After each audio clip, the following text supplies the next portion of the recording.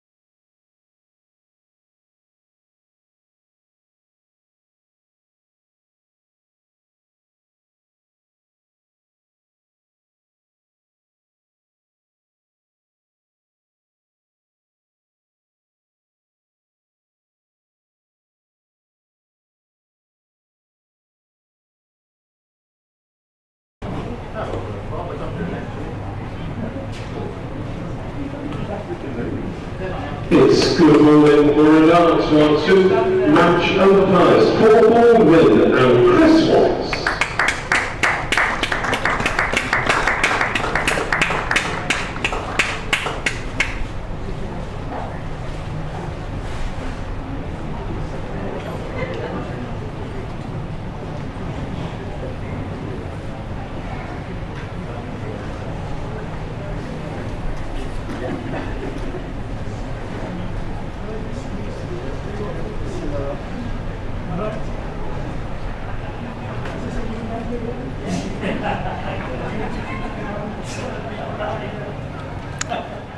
Very good morning from your BBC Sport commentary team in Sophia Gardens for what should be a fascinating final day between Glamorgan and Kent. Either side could win. A draw is extremely unlikely because we've got a bright and sunny day, and Glamorgan resuming on 25 for 2 and need a total of 189 to win. Glamorgan lost both openers last night. Asa Tribe and Zain Ul Hassan. For Kent at the Cathedral Road end, Wes Agar. So Big Wes, as his teammates describe him, is going to be Kent's danger man from the pace attack, one would have thought.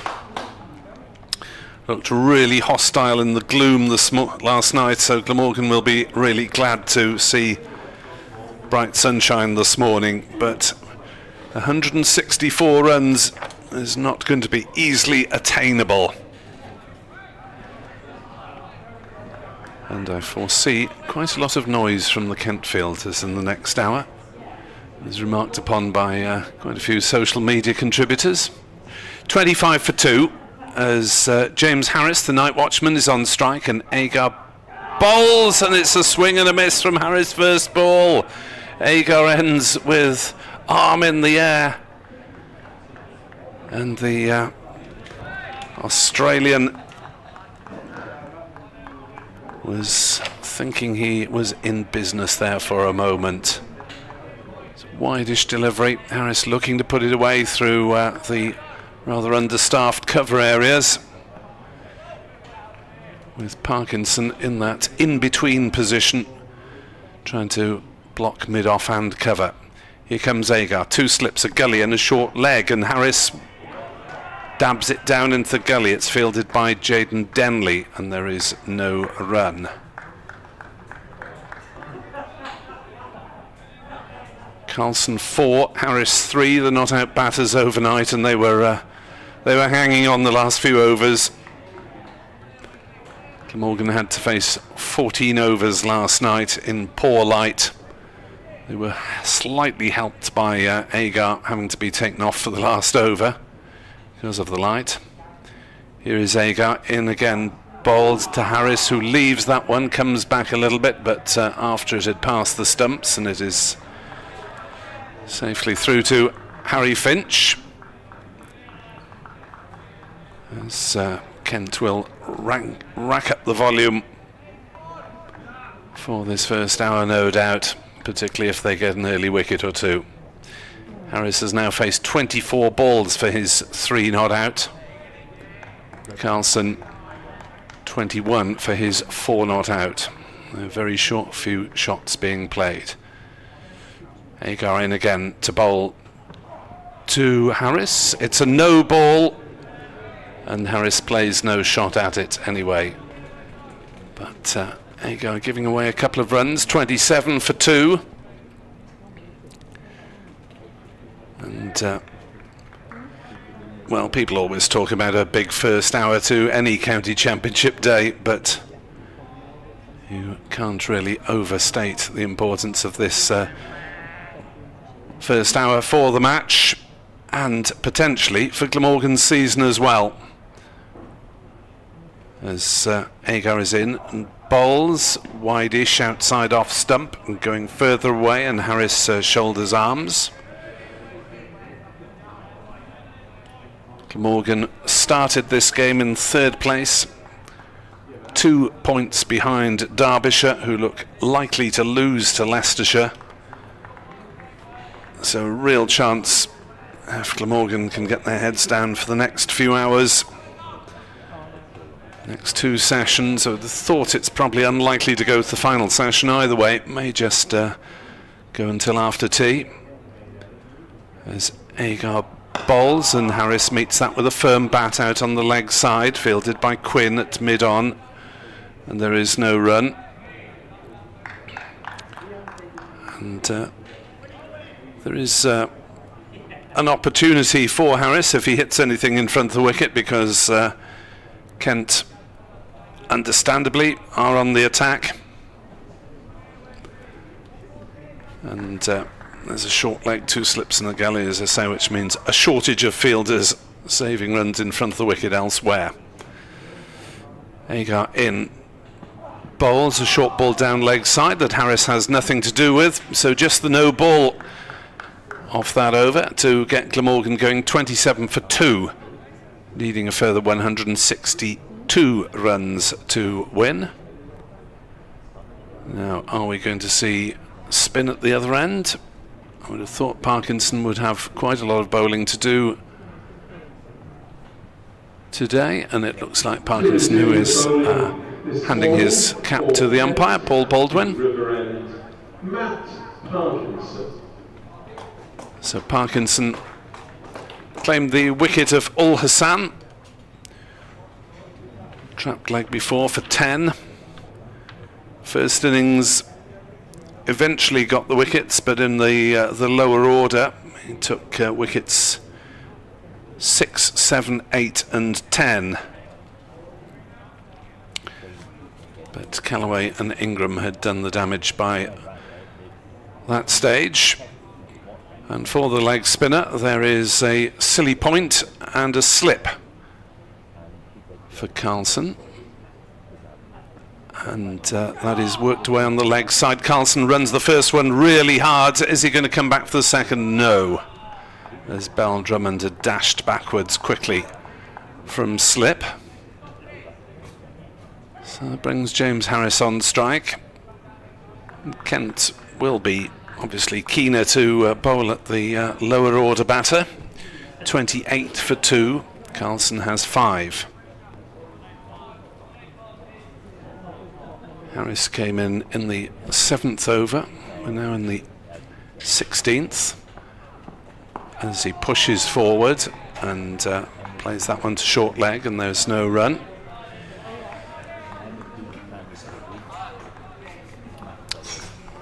James Harris, a pretty technically correct batter, even if he's not racking up the runs these days.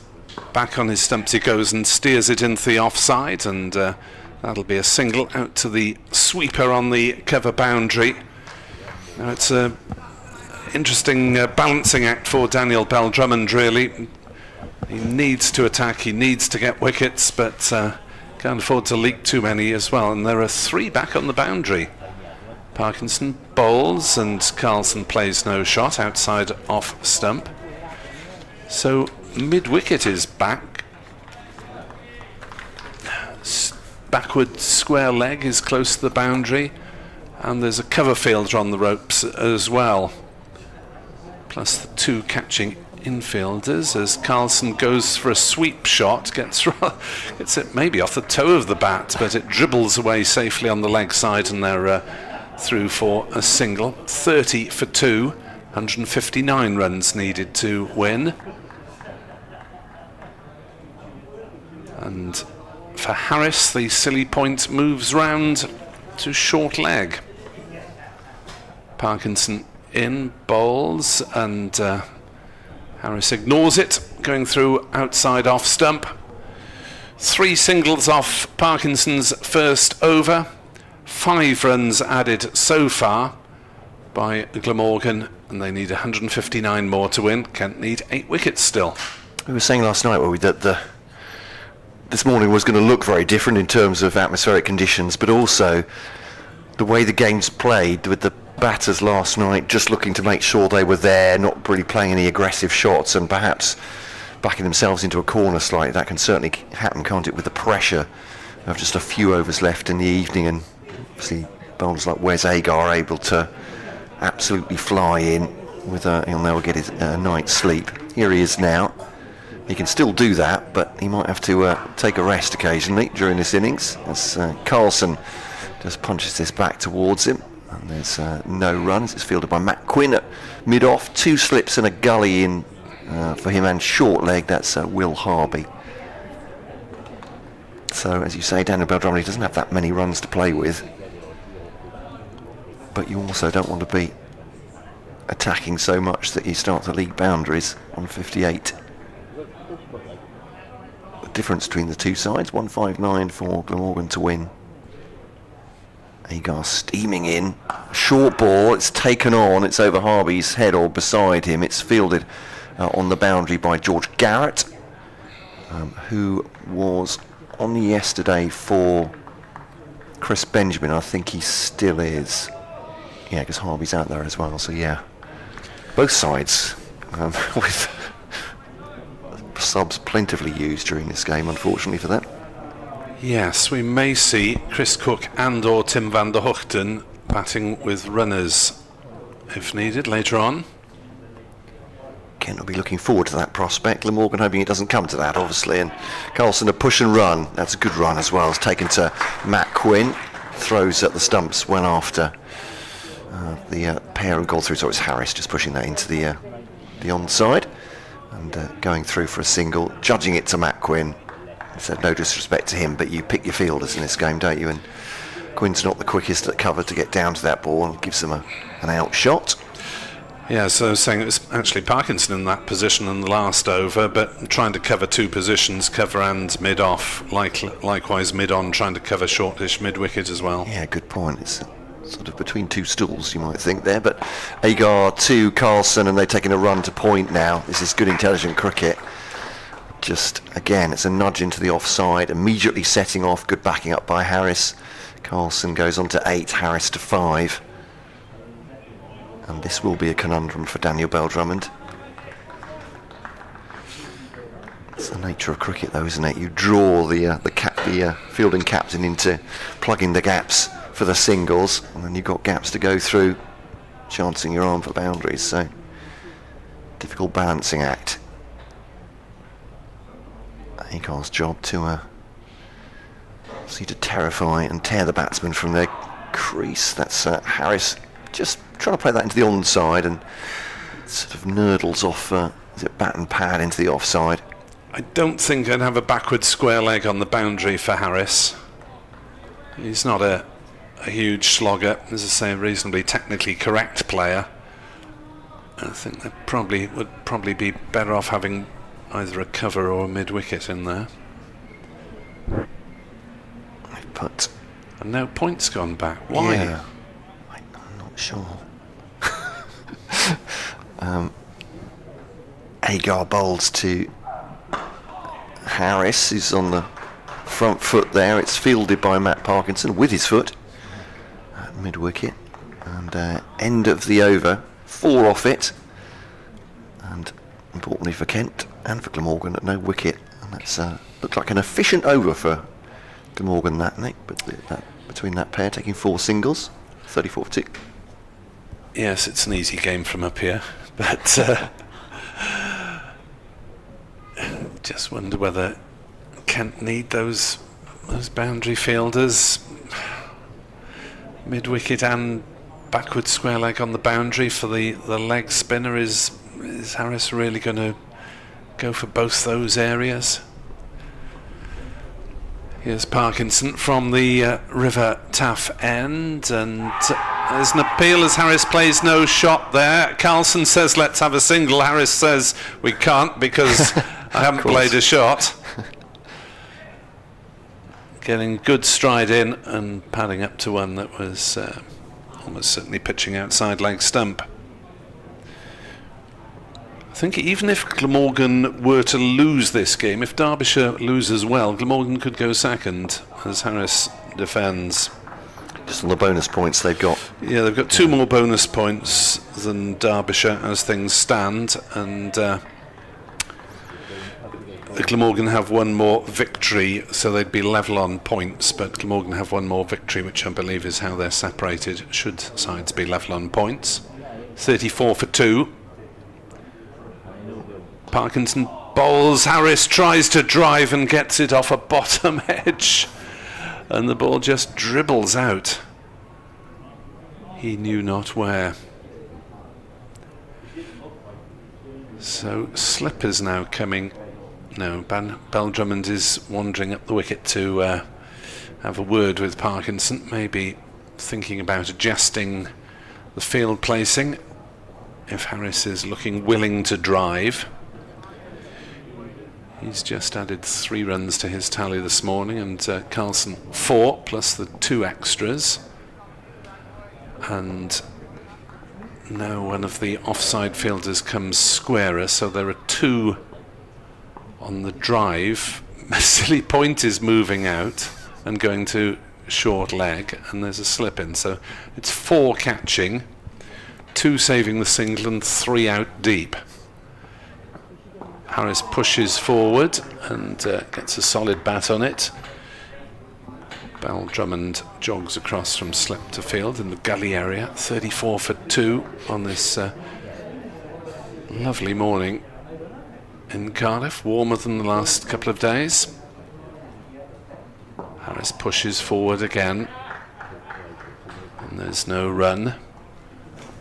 It's a pretty sparse crowd. I'm surprised there's not a few more in to see what should be an absorbing few hours cricket.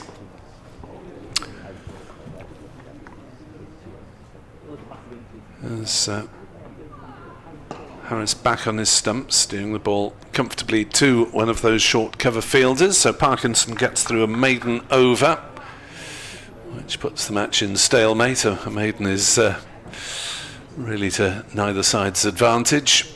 Remind that the special general meeting of Glamorgan members takes place at 6:30 this evening to discuss the proposed restructuring of the county game, and whether the members have confidence in the board to take things forward as they like.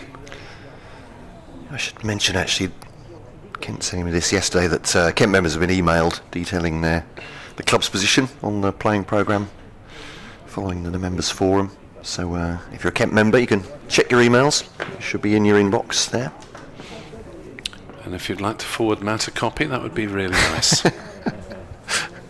Well, I wouldn't possibly. Here's Agar to Carlson, up to mid-on, and there's no run. A reminder that the emails kentcricket at bbc.co.uk and glamorgancricket at bbc.co.uk. If there's anything you want to tell us. Indeed. Feel free to forward us any information that you think would inform our commentaries. 34 for 2 Glamorgan here. 154. They trail by 155 the target then. Here's Agar to Carlson. Defensive shot. Back up the pitch. Agar head in hands after that one, but that's more or less after every ball at the moment. In the top of the table match, Derbyshire 110 for 4, needing a further 336 to beat leaders Leicestershire. Brookgast 28 not out. Nye Donald is on 11 not out.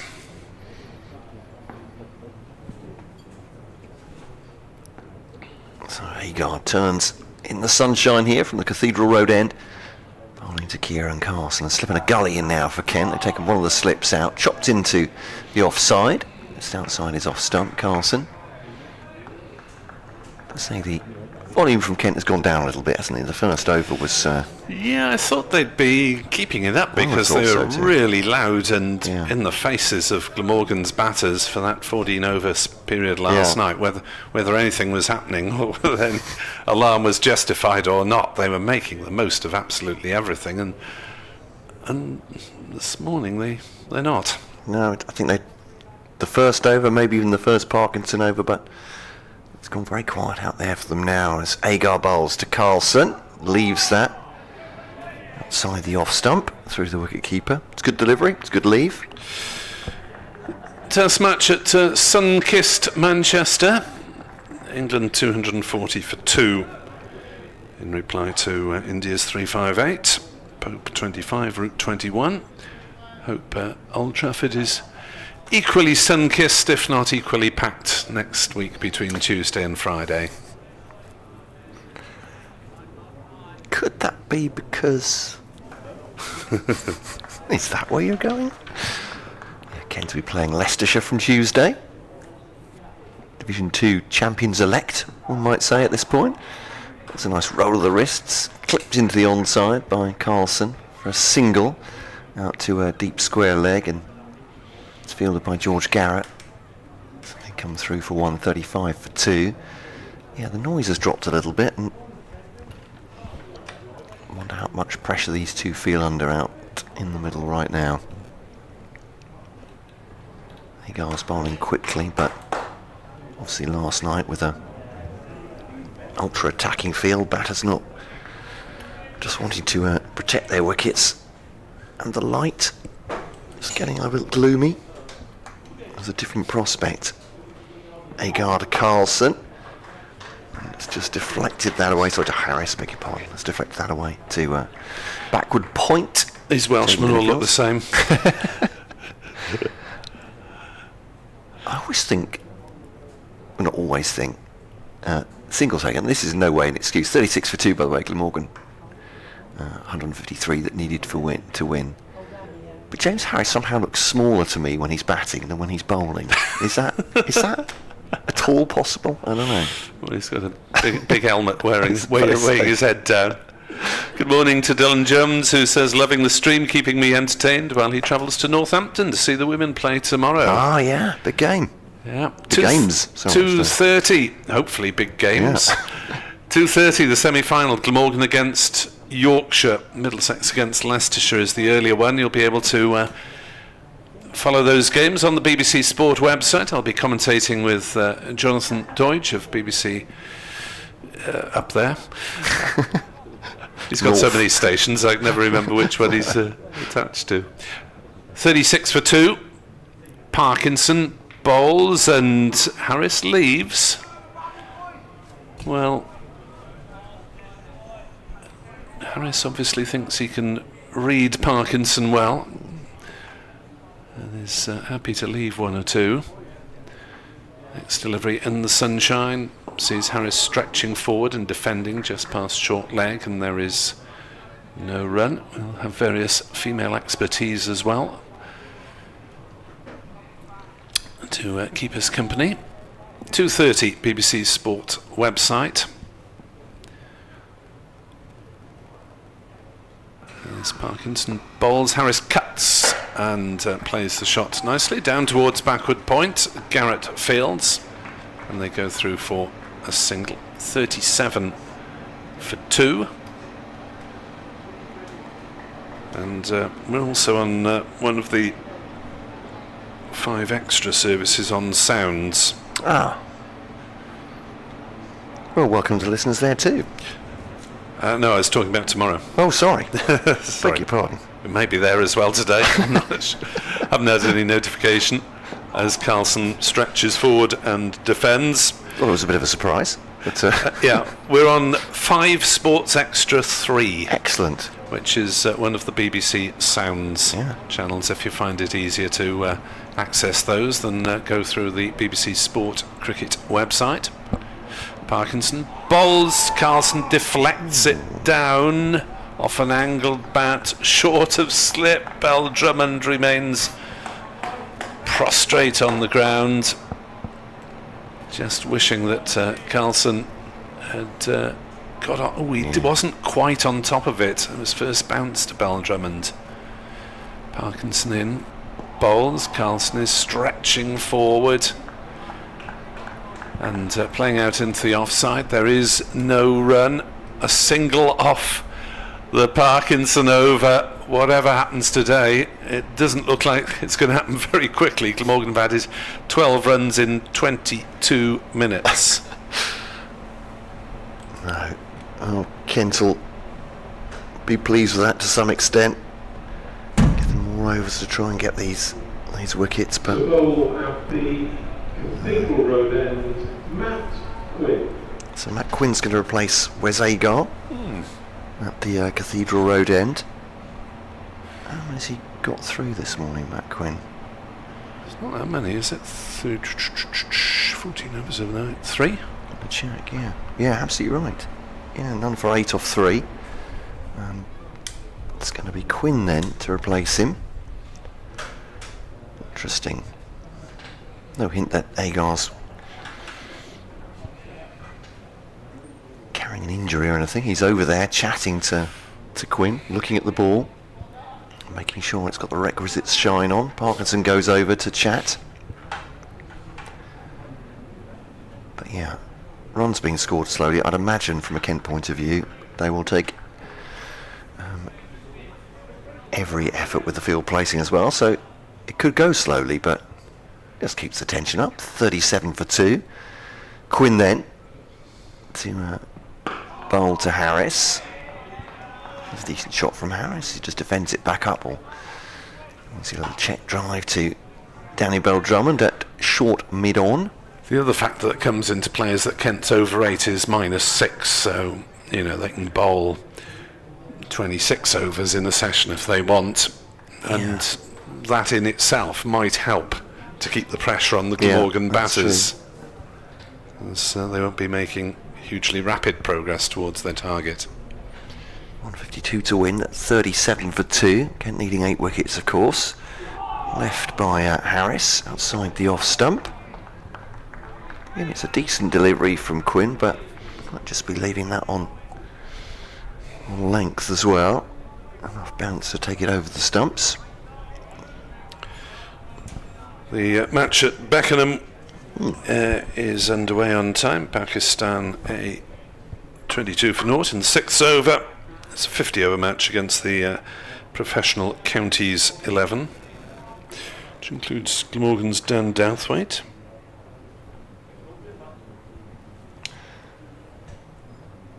Quinn then to Harris for defensive. There's no run. A few youngsters spread around there.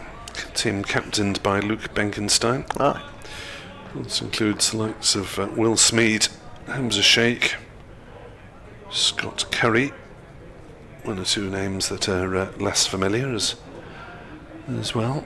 I think it was basically a team of players who are not essential in their county championship sides this week.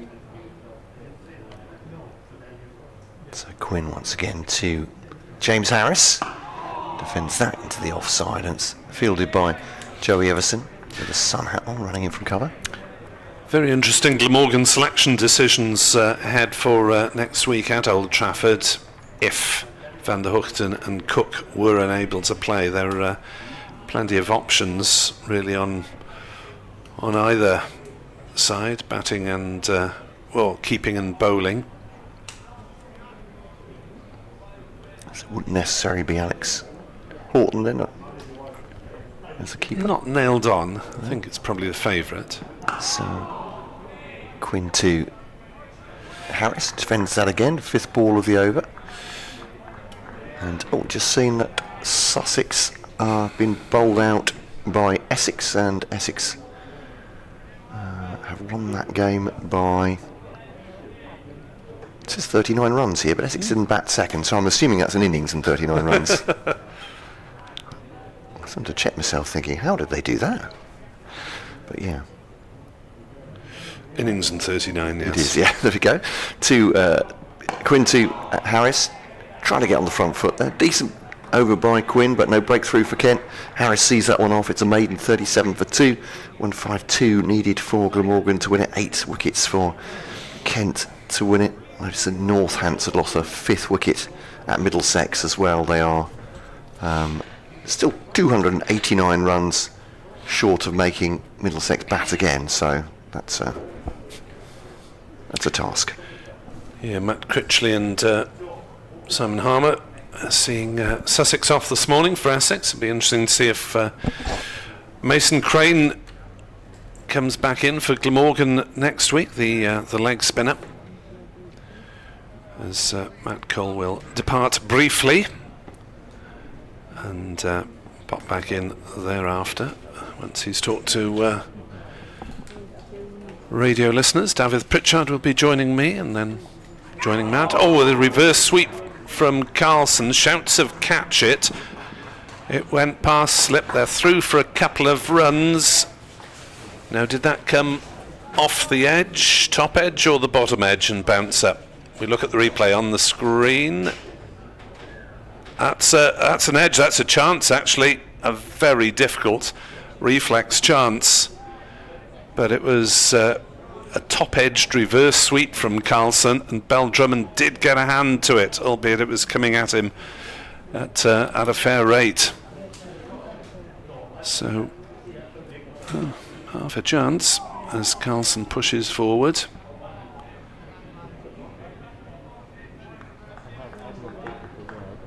As David Pritchard comes in alongside me to share in the tension of the moment. 39 for 2, 150 needed to win, 8 wickets needed to win still for Kent as Carlson goes for a big slog sweep and the ball dribbles past everything off, I think, a bottom edge. Will we get a signal from umpire Baldwin? No, we do not. And so it's another run to Kieran Carlson, but he really has taken his life in his hands this over. Obviously now thinking the time is ripe to get after Matt Parkinson. Wow. Yeah, morning Nick, morning everyone. Quite a welcome to my first stint. Hearts and mouths around the ground there. As Parkinson bowls. Oh, Harris is caught at slip. Coming down the wicket, defended when he got there, and Parkinson does have the breakthrough. Glamorgan are 40 for 3. Yeah, Harris danced down the pitch looking to be assertive. It was a defensive stroke in the end, and the edge flashed to first slip, snaffled, and Parkinson, his celebration was quite an animated one with his fists pumping. Kent fired up for this one, and with a third wicket down, they think they're well in this game. So Drummond could, in an ideal world for Kent, have had Carlson earlier in the over, but on that occasion taking a smart catch knee high, moving to his right. And I'm not sure what Glamorgan have said before that over, because we saw Carlson reverse sweep, we saw Carlson slog sweep, neither of which he looked convincing with, and then Harris coming down the wicket and then just prodding when he got there. So whether there was a word between the two batters, we've got to try and get after Parkinson a little bit. The incoming batter for Glamorgan is Billy Root. So big moment for Root, playing his first team game of the season. He was out cheaply in the first innings for just 8. Rather odd fashion, edging a pull to slip off Wes Agar. But I would imagine he'd be looked to be proactive, left-hander. And Glamorgan still with a long way to go. 149 runs needed to win. 7 wickets for Kent now. Yeah, it was slow going for Root in the first innings, at odds with the fluent Carlson at the other end. Yeah, big innings for Root back in the team. A steady partnership between these two would be really significant, I should say, for Glamorgan's hopes of winning. And the field is in close for Root. Harris doing his immediate job, i.e. surviving last night, but not able to contribute significantly towards the runs target. So this will slow the game down even more, as Kent will have to adjust between right and left-handers. And Root is a man fond of a sweep and reverse sweep. So there is a slip, a leg slip, and a short leg clustered around Billy Root. With mid-wicket in fairly tight. I'm surprised mid-wicket can see now. He's moving a couple of metres because he is in line with short leg, or was. 40 for 3. Parkinson bowls, reverse swept first ball by Billy Root, and it runs away for a single down towards backward point. I know it's part of the armoury for most modern batters these days, but it still takes some getting used to, reverse sweeping your first ball. Yeah, as I say, first game of the season, pressure on, reverse sweep first ball. No problem for our Billy. Single taken. Carlson pushes forward, deflects it down past slip, and Root calls him through for a single. 42 for 3 at the end of a very eventful over. A wicket taken, a chance, and a couple of other interesting shots from Glamorgan. 42 for 3. Matt Cole will be alongside David Pritchard. Yes, that Parkinson breakthrough really putting a spring in the step for the Kent fielders. We did say yesterday when Kent's second innings was finally wrapped up that they had given themselves a shot at victory with a semi-testing total. Scoreboard pressure can do funny things for a team. And it looks like we're going to have a change of bowling at the Cathedral Road end with Matt Quinn coming into the attack. Whereas Agar, who started up at this end, roars his encouragement from mid-off. Here comes Quinn. Full delivery, which Carlson defends in the offside for no run. Welcome back, Matt. Thanks very much, Dave. Yeah, big celebration from Matt Parkinson, as you say, but I think that's the adrenaline, the tension, isn't it? They thought they might have had the Glamorgan caps in a couple of balls before. Perhaps that's the wicket they craved out of the two of them, but it's good news for Kent that at least they're putting pressure on the top order batters as well as the night watchman. So yeah, a breakthrough. Still say Glamorgan favourites to win this with 147 to win, but Kent certainly keeping it interesting. Here comes Quinn again. Carlson defending on the back foot. Yeah, dismissing either of these batters cheaply would potentially blow it open for Kent, wouldn't it? It's Ingram and Callaway, I suppose, are the key men for Glamorgan lately. Assuming Ben Callaway's nothing much untoward with him, was having a bit of problem with his back, wasn't he, when he's after his quite a long bowling spell yesterday, but we're not hearing anything from the dressing room to the contrary. As Quinn is in, Carlson squeezes that between the wicketkeeper and first slip, and that will bring Carlson his first boundary of the day. That moves the Glamorgan skipper onto 17, and Glamorgan are now 46 for 3. Yeah, kept it down well, didn't he? And they've just got the one slip in there, and Ben Compton not able to get anywhere near it, so 4 runs. Bit of a breeze today. Out for a walk on the Taff again this morning. Absolutely beautiful. Nice and warm sun with a bit of breeze going across. Ground's looking an absolute picture. And here comes Quinn on a length which Carlson defends onto the onside. Yeah, not a cloud in the sky above Sophia Gardens. As you mentioned, Matt, just that gentle breeze. It was a very still day yesterday, wasn't it? Quite sticky and close, but today, yeah, very clear. Yeah, were it not for the nerves that come with a tense match situation, a perfect day for batting, you'd think. Yeah, pretty much. A little bit of buzz among the spectators as well beneath us, which is quite nice, isn't it? As befits the contest in front of them. There is Quinn applying a little sweat to shine the ball at the start of his run-up. He's in, and Carlson drives off the back foot, looks for a single, but it's well fielded. There's Jaden Denny there just tumbling to his right. That's a really good fielder. One thing I did notice about the walk down the in Butte Park today is you have to be very careful of the cyclists, don't you? Oh yes. Yeah. Some of them are going quite fast. It's a bit of an altercation between a couple of people. Not I just got out of the way completely, but on the basis of how quickly one of the cyclists was going.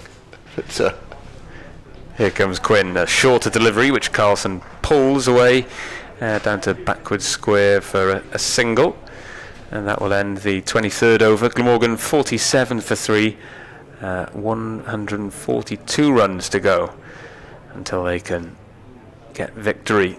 Yeah, it can get quite congested between runners, cyclists, walkers. It's and they can get quite narrow, those paths by the river. Yeah, sort of triple use. There are some big signs on the just painted signs on the ground, just saying "share," which I think is very nice. It's a lovely word motto. But yeah, it was congested this morning. Also, people getting to work as well as people just going out for leisure and jogging. So, and I'm just been handily informed by Nick that Kieran Carlson cycles in. Does he? Good thing you didn't take him out. I was going to say, hoping it wasn't in his way. Not the speed I'm going. 47 for 3. There we are. And the other thing on the main road outside the castle here as well, they have cycle lanes which go both ways at the side of the road, don't they? So you have to be... I wasn't taken out, but I realised after about 2 days, wait a minute, they're going a different way to the rest of the traffic. Keep your wits about you. The dead bat shot from Carlson to Parkinson, who a bit like a fastball. This is a stare, a glare at Kieran Carlson. Just trying to psych him out maybe. Harvey changes side, so he's at a silly point now with a slip in as well. It's Carlson obligingly finds him with that, just squeezing down on the ball into the offside, along the ground. There's no run. 47 for 3. It's been a good start from Parkinson, hasn't it? Yeah. Tight, consistent. Obviously not in the mood to take liberties with him either, Glamorgan. As I say, that's a good sweep from Carlson. He's picked that shot. That'll go for 4. Quinn won't reach it. Yeah, just picking the ball. That's middle and off, I would say, from Parkinson, but he just straying there, is he? No, actually, it's a little bit more down the leg side, isn't it? So, yeah, he's, I guess, seen the angle of the ball. I think it's worth risk-reward, the sweep there. Perhaps also with the man gone from short leg onto the offside, thinking if he does top edge it, he might, or as in the air, it might be down the leg side, a big gap there. Parkinson about to come in. Kieran Carlson just walking away. I think he indicated perhaps to one of the fielders had been chatting as Parkinson was coming in. Bowls now, lots of air given. Pads up as Carlson leaves it outside the off stump through the wicket keeper. This is proper cat and mouse stuff, this, isn't it, at this point? Parkinson trying to pry Carlson out. Bowls to him again, giving lots of air, and he can do that. They're not going to, as I said, not charging down the wicket to take him on the full at this point. Quite rightly so. It's just blocked out by Carlson, back up towards the bowler. 51 for 3, 138 needed for Glamorgan to win. James Harris the one to go this morning, defended by Carlson, back at the bowler at end of the over, and it does look daft to me that Parkinson is the most likely. That seen from this end, Wes Agar actually just got through 3 overs, not quite sure why it's such a short burst, but they brought Quinn on to replace him. Doesn't look like the seamers are really troubling the batters to me as much as Matt Parkinson is from the far end. No, there's not much to work with for the seamers, is there? Combination of the ball and the pitch, which hasn't been too lively in the last couple of days. And Parkinson, being a leg spinner, will naturally give it a rip and get more turn than the conventional finger spinners, and he's bowled with good control, hasn't he, which is sometimes an issue for some leg spinners, not for Parkinson so far. And after a rather skittish over before, Carlson played the previous over from him with a bit more discipline as Quinn adjusts his field. He has 2 men in catching positions on the drive on the leg side. One being Daniel Bell-Drummond, short mid-off as he comes in, bowls around the wicket to Root, who defends on the leg side, and he'll pick up a single. Interesting to see if Bell-Drummond and Quinn retain a similar kind of field for Carlson. It looks like those men will stay on the drive on the onside at least. The skipper on the drive at short mid-on. Similar to what Glamorgan did yesterday. Not as many conventional slips in place, but an attacking field nonetheless, as Quinn is in and bowling on a length, and Carlson defends on the back foot. Yeah, as you say, the fields on both sides have more or less been following the same pattern, haven't they? That short mid-on used by Kent, and not really bothering with the slips. It's not that kind of game. Certainly slightly more defensive now for Kent, with Quinn bowling to Carlson than it was earlier on with Agar bowling. Here is Quinn over the wicket, a fuller delivery, which Carlson dead bats once again.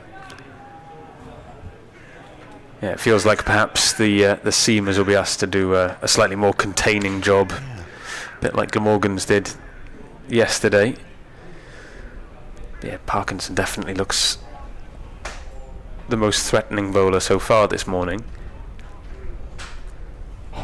As Quinn heads to the top of his mark, shirt gently billowing with this breeze that's picked up ever so slightly this morning.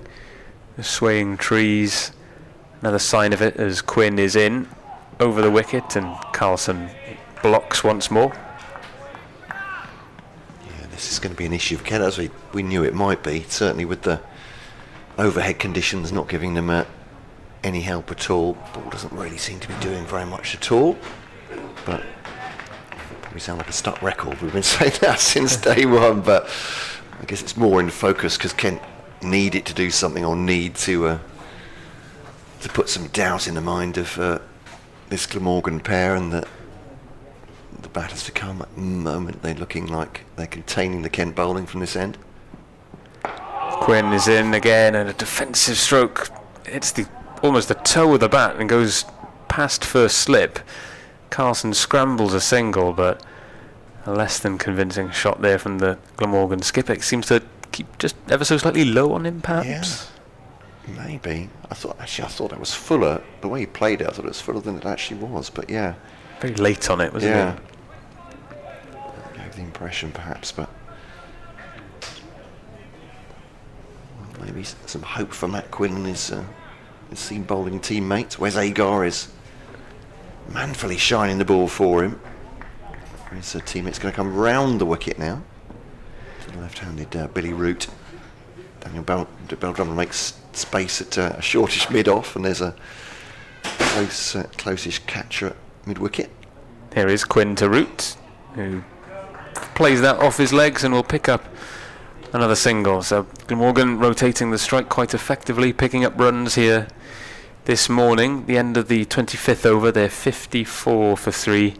They need another 135 runs to win. Yeah, 29 made this morning, and as you say, they made decent inroads to that for the loss of the night watchman James Harris. Yeah, it'll be interesting to see how Kent treat their seamers. Well, it will be whether it will just be 3-4 over spells and rotate them, as you say, to do a containing job, keep them as fresh as possible. With Parkinson assuredly is going to bowl a good number of overs at the far end. I'd imagine they'll keep him on until he shows any sign of tiring at this point. All the batters get after him, but 54 for 3. That's a slip, leg slip, forward short leg for Billy Root. He's on 3 and goes for the reverse, and Matt Quinn will get after that. Will he stop it? He will. It'll be 2 though. That's the way Root started, isn't it? Early on with the reverse, and gets himself 2 runs for it. Good value, 56 for 3. hit it very nicely. Actually, obviously the ball spinning in towards the left-hander from the leg spinner. Right arm finger spin. He's going to come round the wicket then. Matt Parkinson to try and make that shot trickier. Pull it into the pads. Comes forward route. Yeah, interesting that Compton has moved now to cut off that reverse sweep. Just hoping to cut off the runs, and maybe if it's mishit, maybe a catching position. It's given a lot of air by Parkinson. Ooh, I think that was an opportunity from Parkinson's reaction. I mean, it looked a really difficult catch for Harby, the subfielder, to get his fingers under it at forward short leg. Oh yeah. Though he got hands to it before it had bounced, didn't he? Fingertips. Had to be a reaction catch, but he's put it down. Parkinson to root. LBW shout. But yeah, I mean, it's a difficult position to field in. It's coming in very quickly, but he has got hands to it, hasn't he? Yeah, at first reaction you think he's done well to get a hand to it, but they weren't quite low enough. No. Parkinson around the wicket again. Tarut goes to the sweep past Harby. It's a bumping down towards George Garrett at backward square. Off the left-hander. 57 for 3, but it's almost chalk and cheese, the tension from one end and the other, isn't it, with a seam at one end which really isn't doing very much, and Glamorgan are just seeing that out. But Parkinson, every over he bowls, there seems to be some alarm, not all created by his vocal abilities.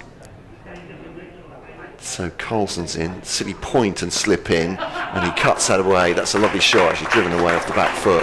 That's really nicely done.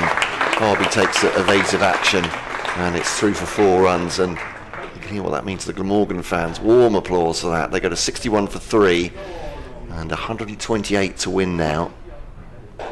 Balance definitely swinging in their favour. Kent need quick wickets here. It's what Glamorgan did to them in the first innings, but somehow replicate that. But Glamorgan at the moment looking on course for victory. Yeah, Carlson will be quite a reassuring presence at the crease for the Glamorgan fans here today, because he tends to score at a fairly brisk rate, so the longer he's there, the better the chances Glamorgan have of knocking these runs off. And we saw Root scoring quite slowly in the first innings, and you just wonder if you had 2 batters going at a slower rate, the nerves might just creep in that little bit more. As Quinn will continue around the wicket from the Cathedral Road end.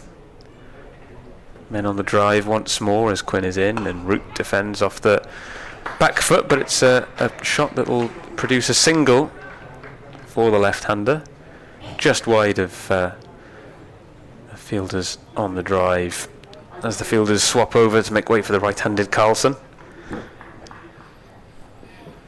They've got plenty of overs, haven't they, to play with, in terms of they can play slowly if they wanted to, but I'd imagine they just want to keep it ticking over, don't they? You don't want to get bogged down at any point against Kent and put them in with a chance here. So as Quinn rushes in, right arm over the wicket to Carlson, who defends. Yes, and whereas Glamorgan, even though Kent posted a decent total in their second innings, there was always a feeling that Glamorgan were keeping a lid on the scoring until Grant Stewart came to the crease and started biffing Kieran Carlson into the river.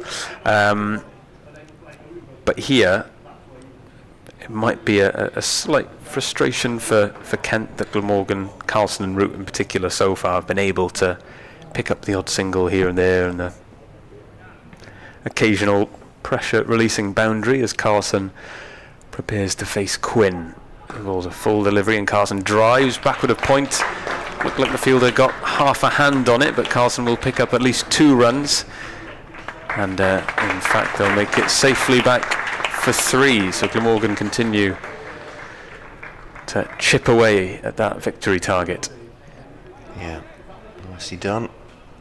Grant Stewart, yesterday I asked him about the 3 sixes off Kieran Carlson. I said, You're in that position, Grant, and not many people are.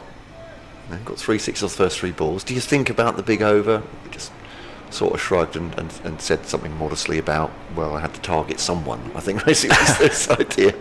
Basically looking for a match-up later in the innings, thinking, well, who can I possibly score runs off? Quinn is into route, who tries to pull a short delivery, but it hits the toe of the bat and dribbles to mid-off. He's a very, very modest man, is Grant Stewart. He hit those very cleanly, didn't he? Full swing of the bat, and I think the fourth one, it was at sort of Yorker length, wasn't it? He just couldn't get quite underneath it, although he tried to bludgeon it to the boundary. But a few good-natured boos in the crowd who fancied a bit of history. I was doing the same at the back of the box. I was looking forward to it. So 65 for 3 here, 124 needed for Glamorgan to win. Hoping for wickets. Here is Quinn hunting for those wickets. Another short delivery which Root pulls to backwards square, and he'll trot through for a single, bringing Carlson back on strike. A more controlled pull than from the previous delivery. I wonder if we might see Grant Stewart before long. We'll see Quinn's second seamer from this end. But, I mean, they're not flying along against him, but it's 5 off this over now, isn't it? And the short stuff's not really hurried them. Looked, I mean, I'm saying trepidation, they've looked comfortable in this over, but who knows what he might produce. This is the last ball of Quinn's over. What can he produce? He's in over the wicket to Carlson, who's driving off the back foot, and he'll pick up runs here. Just one. The batters consider a second, but think better of it with Wes Agar in possession of the ball. And that brings the 27th over to a close. Glamorgan 67 for 3. 122 more runs required for victory. He's deceptive, Wes Agar, as a fielder, I think, is because you look at him, the sheer size of him, and think, he's going to get down slowly to the ball. He's probably not got much of an arm, but he's really quick in the field, really quick across ground, and good pair of hands as well. So good value as an overseas, certainly. So they decided not to take the second. I think well advised. Why would you? 67 for 3. Carlson 31. Root has 8. You do feel like fast bowlers these days. They're still trying to bust that myth about an athletic tall chaps. Yeah, we saw him on the second day throw himself down to one near the rope here and just slightly wincing, thinking just hope he comes up okay. But here's Parkinson now to Carlson, sweeps that away, that'll be 4. That's a clean hit. I haven't seen many of those off Parkinson this morning. And is this the stage where Glamorgan just start to accelerate away here? 71 for 3, 118 more to win. And, well, it's thinking caps for Kemp, but Parkinson looking by far the most likely. Has the wicket to fall today. But if Carlson gets on top of him here, could make it. It's a big appeal for an LBW. There's 2 fielders. Well, there's Harvey, who's down on his knees, who's having just appealed, and Matt Parkinson on his knees, having just appealed. Almost, it's like they've done some sort of coordinated effort there. It's a bit like a dance. And the umpire is not impressed, at least by the appeal, maybe by the coordination. It was a very imploring look, wasn't it? But it looked like Carlson got a decent stride, might have hit him outside the line of off. I think it looks like, on the replay it certainly looks like impact outside there. As Carlson goes to reverse, and shot down towards Garrett, single taken. And this will be the worry for Daniel Bell-Drummond. As soon as the batters start to get on top of Matt Parkinson, then it's going to be very difficult to take the wickets they need. You never know, a bit of luck though could perhaps even get them a wicket here. Just make things a little bit more difficult for the home side. 429 Parkinson so far, 9.5 overs bowled. And some bats up, bobbles up with a bat and pad, big appeal. Nope, says the umpire. He looks affronted every time an appeal is turned down, doesn't he, Parkinson? Hands on hips, a look of disgust on his face. I'll tell you what, if you were a less experienced umpire, perhaps, standing in Sunday League, you'd probably have given 5 by now, wouldn't you? 72 for 3, just for the strength and conviction of the appeal. This one's just clipped by the left-hander. He might even come off his pad actually down the leg side. Garrett makes the room towards it. They come back for a quickly run through. Really good running from Carlson to this end, to the wicket-keeper's end, and Garrett got the ball in as soon as he could. He came a long way round from more or less square leg to behind the wicket-keeper there, throwing the ball in, but Carlson, particularly knowing his running to the danger end, had run very hard for the third. Leading by example, 36 for him. Root has 8, and that's back at the bowler. End of the over, and it was 3 leg byes in the end, was it? I think he signalled byes. Or byes. I think it might have been byes, yeah. See that? Yeah, you're right, sorry. Beg your pardon. So 3 byes there. End of the over. 75 for 3. Here on BBC Wales and BBC Radio Kent. 114 more to win. Kent have taken just 1 wicket this morning. Returning to bowl at the Cathedral Road end, Grant Stewart. We are returning from, well, some time ago, Grant Stewart to bowl, but he is returning at the Cathedral Road end. He's not bowled from this end, I think, in this innings so far. But there we are, 75 for 3. Andrew Eagle has a long memory. Quite. Yeah, we'll see if he can extract something more than Quinn did in his spell. I'll be off for an update for BBC Radio Kent, telling the, I would say, mixed news of the session so far. Glamorgan looking like they could be taking this away at this point. Let's get a wicket pretty quickly. Long conversation between Daniel Bell-Drummond and Grant Stewart. And I think I will be on the way, and Dave Pritchard joined by Nick Webb.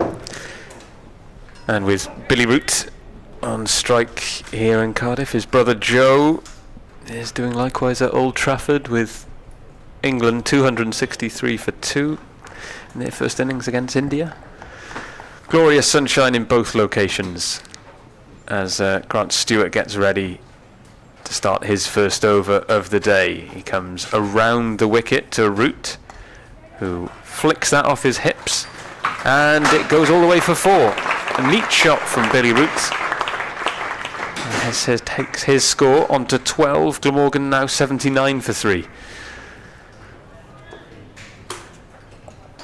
Welcome back, Nick. Glamorgan making good progress since you were last here. Yes, had an email from Ian Evans at Glamorgan Cricket at bbc.co.uk saying what an important innings this is for Billy Root, personally, as well as from the team point of view.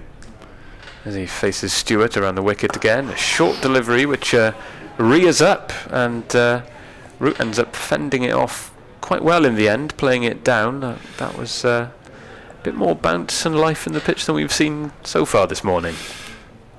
Yes, there was one earlier instant where he was through his shot, wasn't there, and got it off the toe end. That one hurried him a bit, so you'd expect a bit of variable pace and bounce. Stewart again around the wicket. Fuller delivery, which Root defends solidly. Ian says this and his 50 over contribution may go a long way to deciding his future at the club.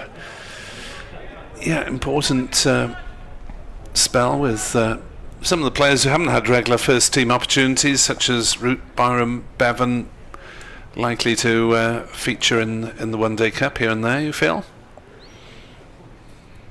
High stakes as Stewart is in around the wicket, and Root plays that nicely off his legs. Good bit of timing from the left-hander. There's a chase on the boundary, and well fielded in the end. That'll be cut off, and Root will make it back for 3 runs. So productive over so far for Glamorgan. 7 runs off it, and still 2 balls left, and Stewart will shuffle his field for Carlson on strike. Jaden Denley with the fielding there. But you feel 107 needed to win. Once it's below 100, that's another psychological milestone for both sides. Stewart is in over the wicket to Carlson. It hits him high on the thigh, and he'll scamper through for a leg bye. Every run applauded by the Glamorgan faithful. These relatively low run chases can become nervy affairs, but Glamorgan are going about this the right way, aren't they? Scoring at a healthy rate, trying to take the apprehension out of this game. Yes, after the cautious start that you might expect, they have stepped it up a bit. Glamorgan's first hour so far. Stewart is in around the wicket to Root, who's defending on the back foot. Not the middle of the bat, but no harm done at the end of the 29th over, as Carlson and Root make their way over to have a drink an hour into the play. And it's been a steady start from Glamorgan today after that early loss of night watchman James Harris. Kieran Carlson, the skipper, and Billy Root have steadied the ship, and they're going along nicely in pursuit of their victory target of 188. Yes, it's not entirely comfortable. There are still quite a few shots that aren't coming off the middle of the bat, and this is nervous times really for Glamorgan.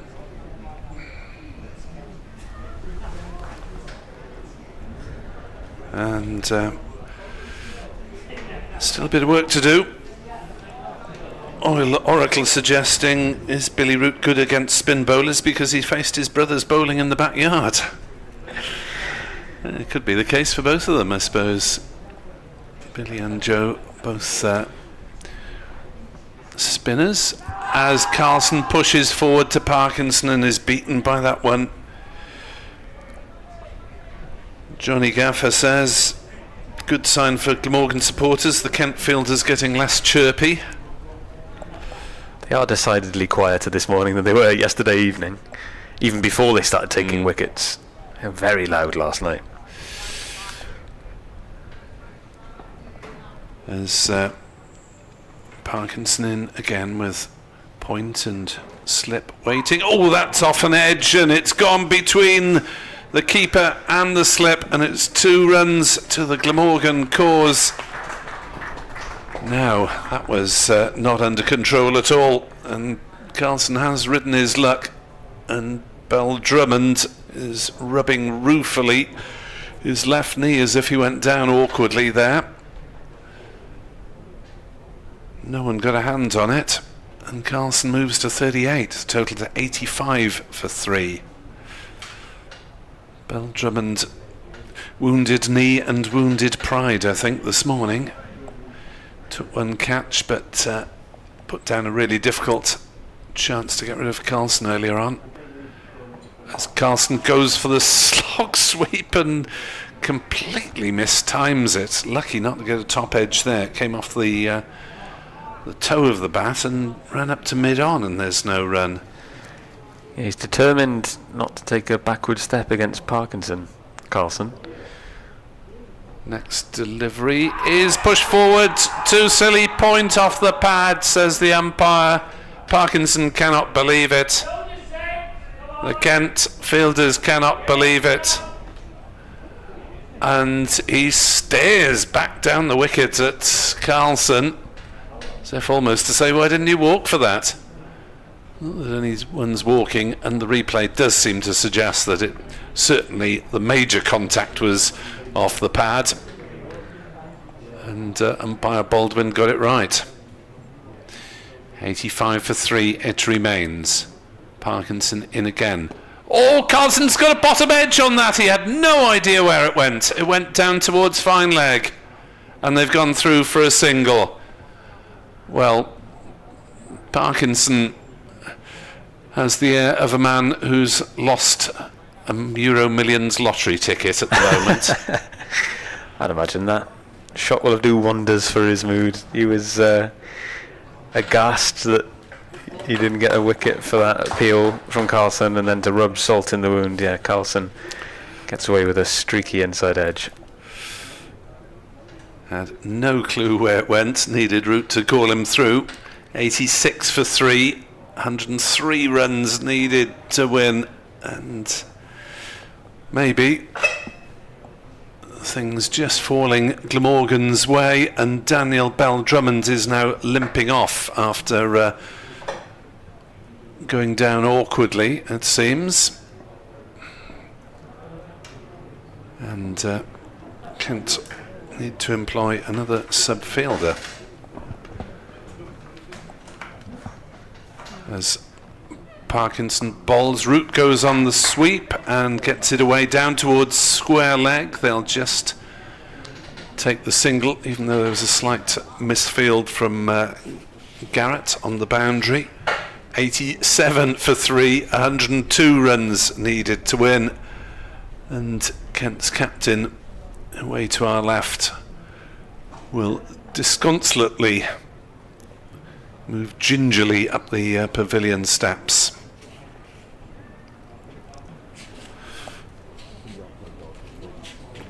All very tense. Yeah, Carlson and Root doing their best to remove that tension, but yeah, inescapable really in that last over.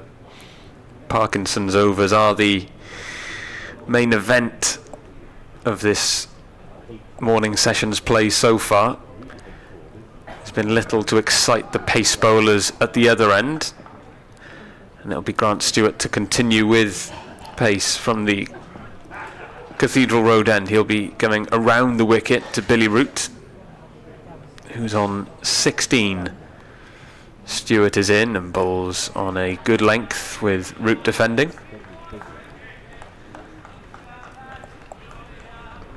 Yeah, this partnership worth 47 so far,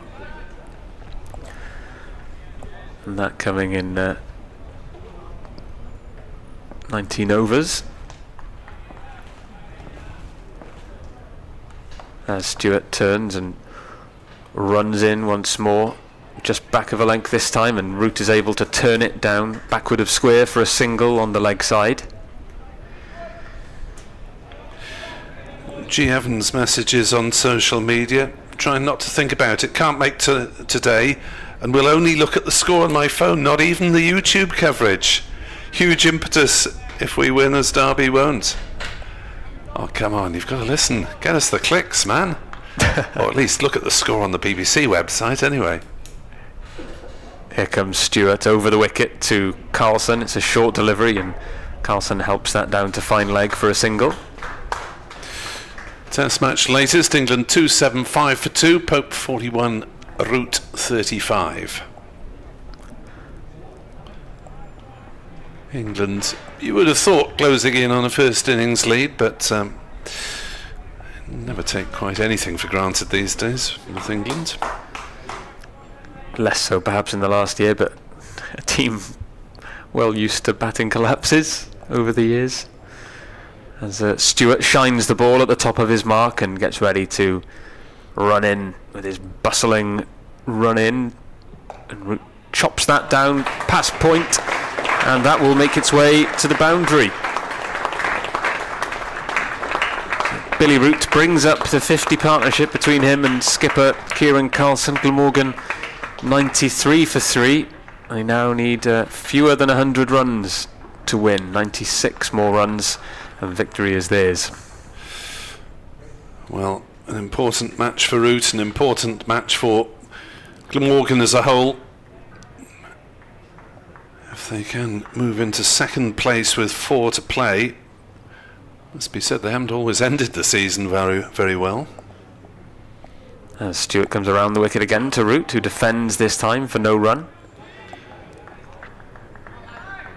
But it's action next week, of course, and then there's just 3 to play in the final block of games in September in terms of the championship action, because there's also One Day Cup knockout stages and the final, and T20 Blast finals day to fit in, where Kent may yet be.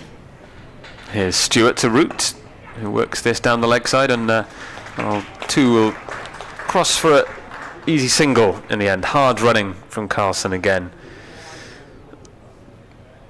And that's the end of the 31st over. Glamorgan 94 for 3. It is Michael Cohen, the fast bowler, who is on for Kent. Remember, he joined us on commentary at Canterbury earlier in the season with his long progress back from injury. He's been playing for the second 11 at Abergavenny this week, a game which was won by Glamorgan by 74 runs. Here, Glamorgan 94 for 3, need a further 95. So it is Bon Jovi time, halfway there.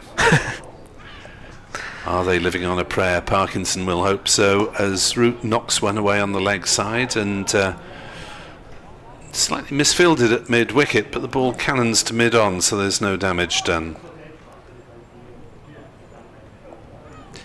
Apologies to those Welsh listeners who've heard that reference before. As Root goes the slog sweep, gets it away for a single out towards square leg, fielded by Garrett. His throw is a little wayward but doesn't cost anything. Alan Tucker says, signal permitting, I'll be watching from the ocean waves. I'm not quite sure where Alan is at the moment.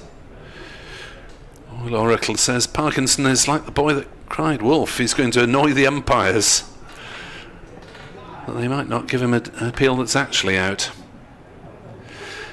Here comes Parkinson in and bowls. Carlson goes the sweep and misses it entirely. But it was a ball that was outside leg stump, so the fact that he missed it was relatively safe. Would have hit him on the pad had it hit anything. 95 for 3 in the Sapphire sunshine. Parkinson bowls.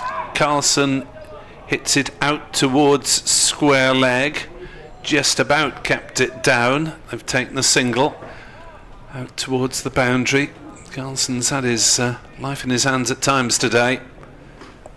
96 for 3. 93 runs needed to win. Parkinson in to bowl to Root, who watches it onto the bat, plays it very late on the leg side up to Stewart at mid-wicket, and there is no run.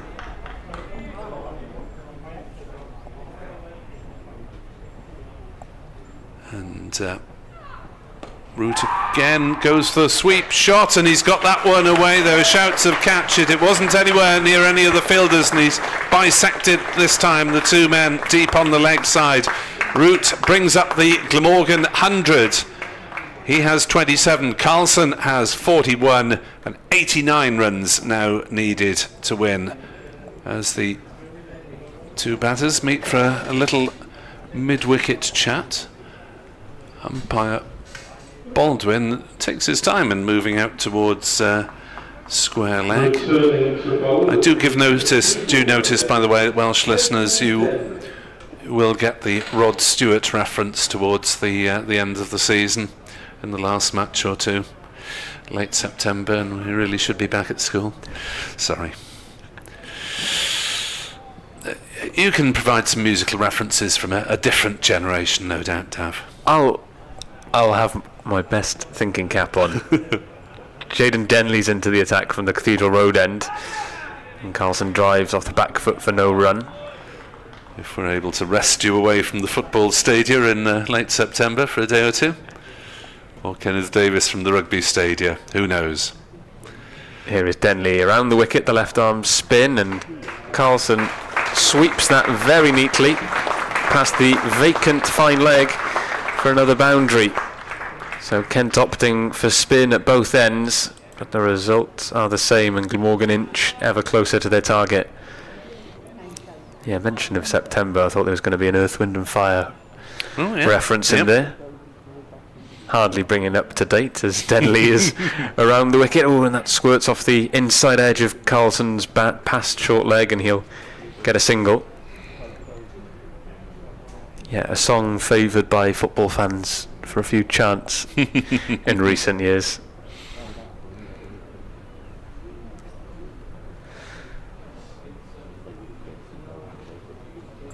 Yeah, runs coming quite freely to Glamorgan in recent overs as wicketkeeper Harry Finch comes down for a chat with Jayden Denley, who'll bowl over the wicket to the left-handed route. Fielder's on the boundary, backward of square and just in front on the onside. Deep point is also covered. And there's one slip and a short leg as Denley is in over the wicket, and Root plays that airborne, and he's fortunate as it just evades the fielder at mid-wicket. I think it was Joey Everson who dived for it, but it didn't carry to the all-rounder. Yeah, I wondered if he'd chopped it down into ground, but the fact that Everson dived for it leads you to suspect that it was on the full of something of a leading edge. Yeah, it looked like he was just through his shot a bit early there, Root. And it's Carlson on strike. Denley around the wicket, draws a defensive stroke.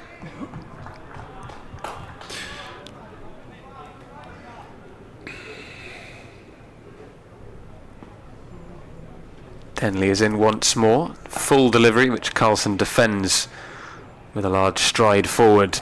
So that's the end of the 33rd over. Glamorgan 106 for 3, needing another 83 runs to win. So the 5 bowlers used so far by Kent, including the spin of Denley, which was introduced last night because they had to stay on because of the light, only allowed to use spinners. No Everson so far. He was 0 for 34 off 12 in the first innings, so may not get a bowl. Chris Drew saying biting nails here is emailed in. I'll have to check that reference that you suggest to make sure it's clean. Parkinson is in to bowl, and Root fences it away through the offside. He's struck it reasonably well, and they'll pick up 2 runs as Everson picks it up about 15 metres inside the cover boundary. Glamorgan move on to 108 for 3. And Root on to 30. 81 to win. Root comes down the wicket and is stumped. Parkinson strikes again. Root getting ahead of himself, looking to take the attack to Kent, and the visitors keep their toenails in the game just about. Billy Root goes for 30.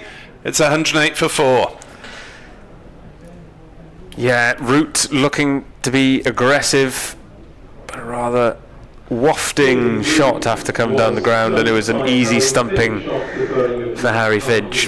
Parkinson doing Root there with the flight. He was nearly bowled as well. Just about evaded the leg stump, and as you say, a reasonably simple stumping for Harry Finch. If any stumping is simple, with a whirl of bat and arms and legs in front of you. Well, 81 to win. 6 wickets to win now. And Root has done half a job there, really, hasn't he? Not bad. I think Glamorgan would probably have taken it, getting a stand of 68 certainly for the 4th wicket, but Root, given his lack of chances, I think will be kicking himself all the way back up the steps as he paused to have a little word with Colin Ingram, pass on a little bit of information. And I suppose if you want someone at this stage, you probably would want Colin Ingram walking to the wicket. Not that Glamorgan can depend on him to drag them out of trouble every time, but he's in decent form. Let's just hope this isn't the exception to the rule from the Welsh point of view. And Kent, another batter that they need to get quickly. Ingram in at 6 because we saw Harris up at night watchman. So we've still got Callaway to come, Cook and Van der Hoogten, although the latter two may be rather restricted on mobility front. 108 for 2, 108 for 4, 6 wickets needed by Kent, and this game is, you feel, not going to go easily one way or the other. No, and it's a fine balance on how to approach this. Carlson and Root both decided they want to be aggressive at times. Root maybe just getting slightly ahead of himself with that stroke which brought his downfall. Parkinson then bowling to another left-hander, Colin Ingram, so Glamorgan stay with a left-right combination. Short leg and slip in, and Ingram pushes forward. Didn't quite get to the pitch of it, but managed to play it with very soft hands, and it dropped down in front of short leg. Don't give up hope yet, Kent listeners. Matt Cole will be back in around about 10 minutes as Ingram goes for the sweep and gets it away down towards backward square, and he gets off the mark with a single. 109 for 4. This duel between Parkinson and Carlson feels like it could go a long way to deciding the outcome of this game. Carlson not content with sitting back and soaking up the pressure. He's looked to take him on, and he's played with fire at times.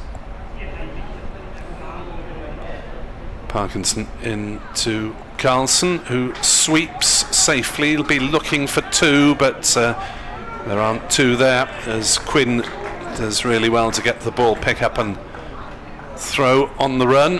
110 for 4. And Parkinson with 1 ball left in this over that's brought him the wicket. And he comes, bowls. Ingram turns one past short leg, and they'll go through for a single. And this shows Kent's dilemma at the moment. Do they try and stop the 4s, stop the singles, or take the wickets? And they've got to try all of them, of course, at the same time. And they've only got 11 fielders, including at the moment 3 subs. Yeah, they're walking wounded in this match, with Glamorgan losing 2 players to injury in Chris Cook and Tim van der Hoogten, and Ben Callaway having a spell on the sidelines as well. Leighton emails, what was Billy doing? Well, trying to take the attack back to Kent. We had them on the ropes. Can't believe it. Hope it's only a blip. Glamorgan Cricket at bbc.co.uk for your emails. Kent Cricket at bbc.co.uk from visiting supporters as well. Well, Colin Ingram, in his interview with you earlier this week, Nick, was saying he hopes to be a calming influence on his teammates. He's in and he's facing Denley, whose shortish delivery is swiped bound to backward square, and Ingram will return for a second. Good running between Ingram and Carlson. The cool-headed 40-year-old gets off. He's off the mark already. But yeah, steady start from Ingram, who's in sparkling form, has been for a couple of seasons now in this format, as he faces another Denley delivery over the wicket, and he drives nicely through the covers, and the chase is on for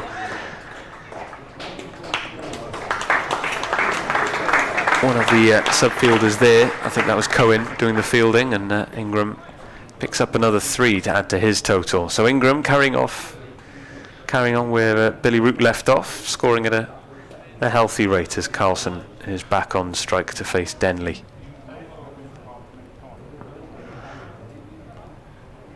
Denley is in around the wicket. Carlson defends for no run.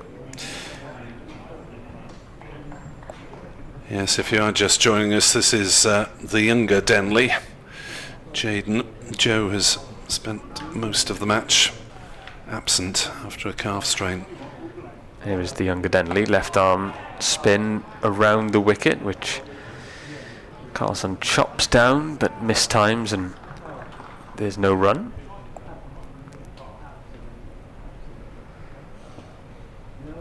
Leg slip comes into a catching position on the offside. Two catchers in close there as Denley's around the wicket and Carlson defends to one of those in catching positions. Everson, who gets to work shining the ball for Denley,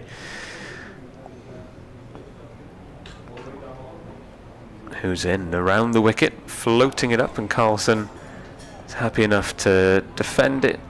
End of the 35th over. Glamorgan 116 for 4.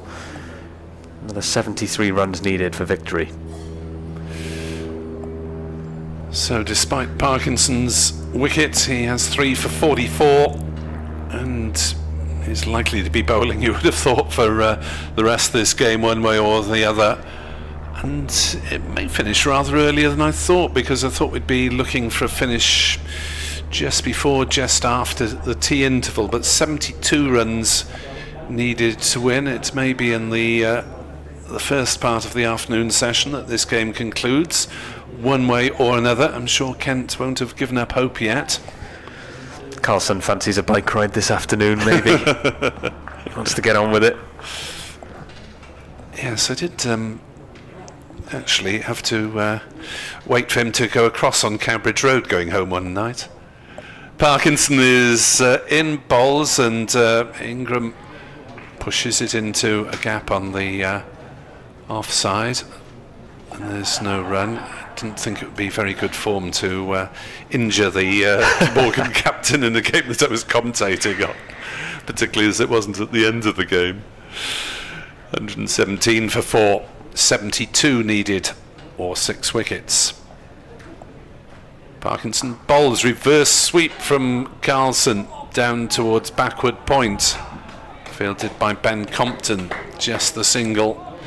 Kent desperately scrambling to minimise everything in terms of Glamorgan's run gathering. 48 to Carlson now.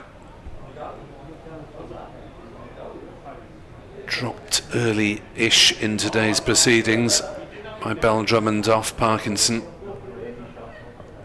and Ingram presses forward, defends.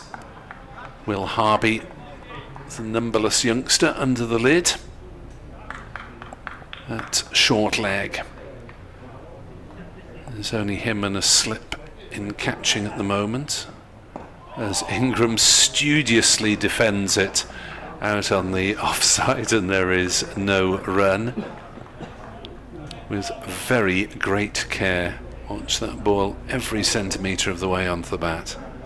71 to win, 6 wickets to win. Parkinson bowls, Ingram sweeps and gets a single down to fine leg. Garrett does the fielding, his throw's a bit enthusiastic, but Finch manages to leap to take. 119 for 4, 70 to win. Carlson on 48 not out. As he goes back on his stumps, guides it away through the offside. That should be a couple of runs for his half century. It is, and it's come off 85 deliveries, and it really has played a major part in getting Glamorgan into the favourites' position to win this match. It's a very composed innings from Carlson in the main. Some heart-stopping moments off the bowling of Parkinson, but it has been in the name of playing aggressively and trying to hunt down this total at a good rate. Roots 30, by the way, came off just 31 deliveries before he was stumped off Parkinson, trying to take the advantage, take the initiative. Jaden Denley to continue from the Cathedral Road end. He'll be bowling over the wicket to Colin Ingram, who plays that off the back foot to the leg side for a single. Yeah, that balance you mentioned earlier, Nick, of going for those wickets but trying to limit the run scoring is a very tricky juggling act, isn't it? And Kent struggling to keep a lid on Glamorgan's scoring at the moment, as Denley will come around the wicket to the right-handed Carlson. He's in a full delivery, which Carlson prods for no run. Yes, Wouldn't imagine Daniel Bell-Drummond is in great humour at the moment, having missed a chance and then had to go off. Denley bowls a full delivery, which Carlson sweeps, and it goes very fine for 4 runs. There was an appeal.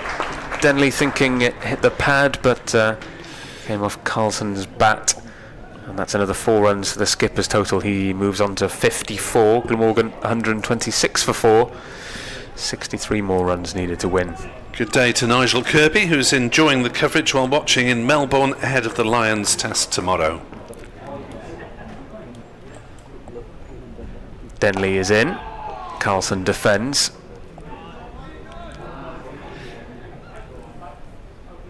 Graham Brill says would rather Billy Root getting out being positive rather than popping and cocking. Denley bowls, it's a full toss, which Carlson swipes backward of square and picks up another boundary. A loose delivery from Denley gets the punishment it warrants, and Carlson adds to his total. He's on 58 now. Graham also says with the game ending, Billy can have a game for Usk in the league tomorrow. I'm not sure that he'd be I mean, I know he does play regularly for us, but I'm not sure that he would be free to play if he's in the squad for next week. Denley's around the wicket to Carlson, who's on the back foot and looking to score on the offside, but good bit of fielding from Joey Everson means that at the end of the 37th over, Glamorgan are 130 for 4.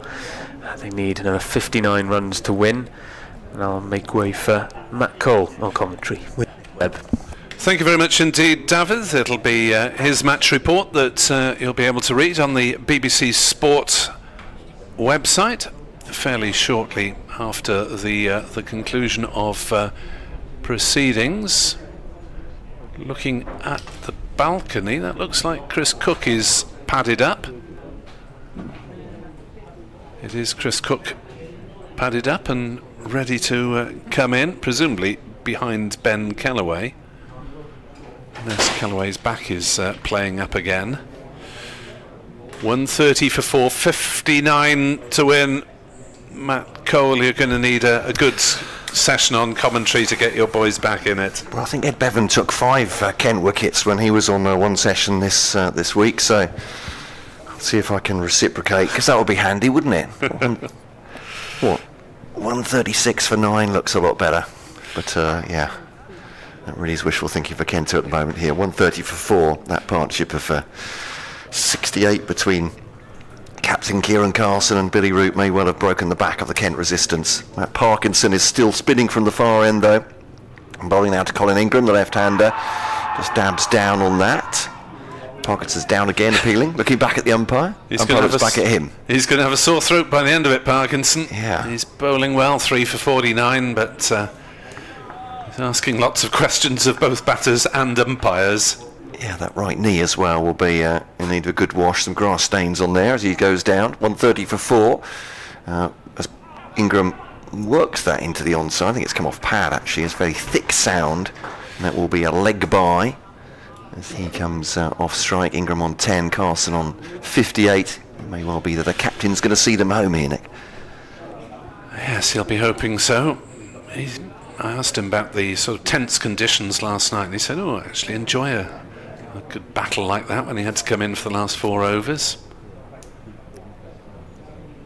Over the wicket comes Parkinson to Carlson, straight back at the bowler. So he adjusted his shot there, using his feet to try and make himself room to drive it into the offside. Has just gone straight back at the bowler. And no run. Goes for a reverse there, makes good contact. Will the fielder get there? They won't. That'll be 4 more. And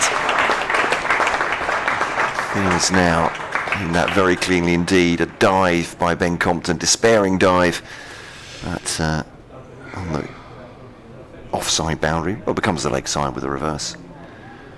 4 more to Carlson, moves on to 62. Important innings this. He's had a bit of luck in it, but survived that, kept his head together obviously. Parkinson over the wicket once more to Carlson. Sticks the front pad out and goes outside that, through to the wicketkeeper, no run. Keith Davis, dare I say we've got this on X? Oh, I wouldn't say anything yet, Keith. who was at the three previous days but couldn't make today to see the denouement. It's Parkinson to Carlson. It's like closer to the off stump, but again padding up Carlson outside the off stump. No need to play at that one, and he does not. 135 for 4. 54 to win now, Glamorgan. I'm tempted to try and raise the spectre of 6 wickets falling for 7 runs in Kent's first innings, but that's happened already in this match. Yeah, they may need, well, they'd love something like that, but they're going to need something close to it, I think, to get anywhere. Glamorgan lost their last 6 for 77 in the first innings. Yeah, sorry, too much. And got something else? So if they lost their last 6 for 77 from the dismissal of Billy Root, that would leave Kent victors by 3 or 4 runs. There we go. Okay. No, I like that better. There we are. Thought I'd keep you, try and keep you cheerful, Matt, since we've enjoyed your company here. It's always a good day at Cardiff in the sunshine. So Agar is going to have another blast. No Everson at all. 3 seamers, Agar, Stewart and Quinn used, and the 2 spinners, Parkinson and Jaden Denley. I don't know if you can keep an eye on it during this over, Matt, but who do you think might be directing operations with Bell Drummond back in the dressing room? That's a good question. May well come from Harry Finch behind the stumps. I think that was the feeling last time he was off. But his first ball down leg side, Ingram swats at it and makes no contact. So Agar bowled excellently last night. Got the wicket of Asa Tribe, who was caught out short leg by Sub Harby. Either Finch or Compton, they're quite close to each other at this point. I'd imagine we'll be taking the reins. Finch is doing a bit of directing, but you expect that from the keeper anyway. Yeah, that's true enough. As Agar bowls, Ingram looks to turn on the leg side. There was a firm thump as the ball bobbed up in the air briefly. I'm not sure whether it was bat or pad. May have been thigh pad, but it didn't carry to the fielder anyway. Royal Oracle saying with Van der Hoogten injured, which bowler would you play in the next game?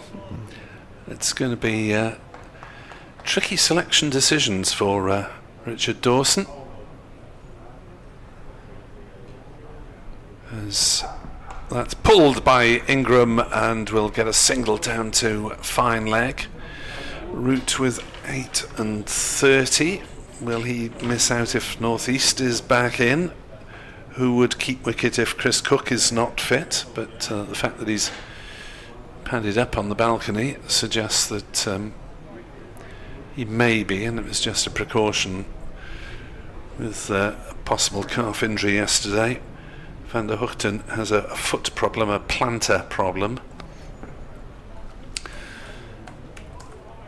Well, Gorvin was the spare bowler in this squad, but Douthwaite's obviously a possibility as well.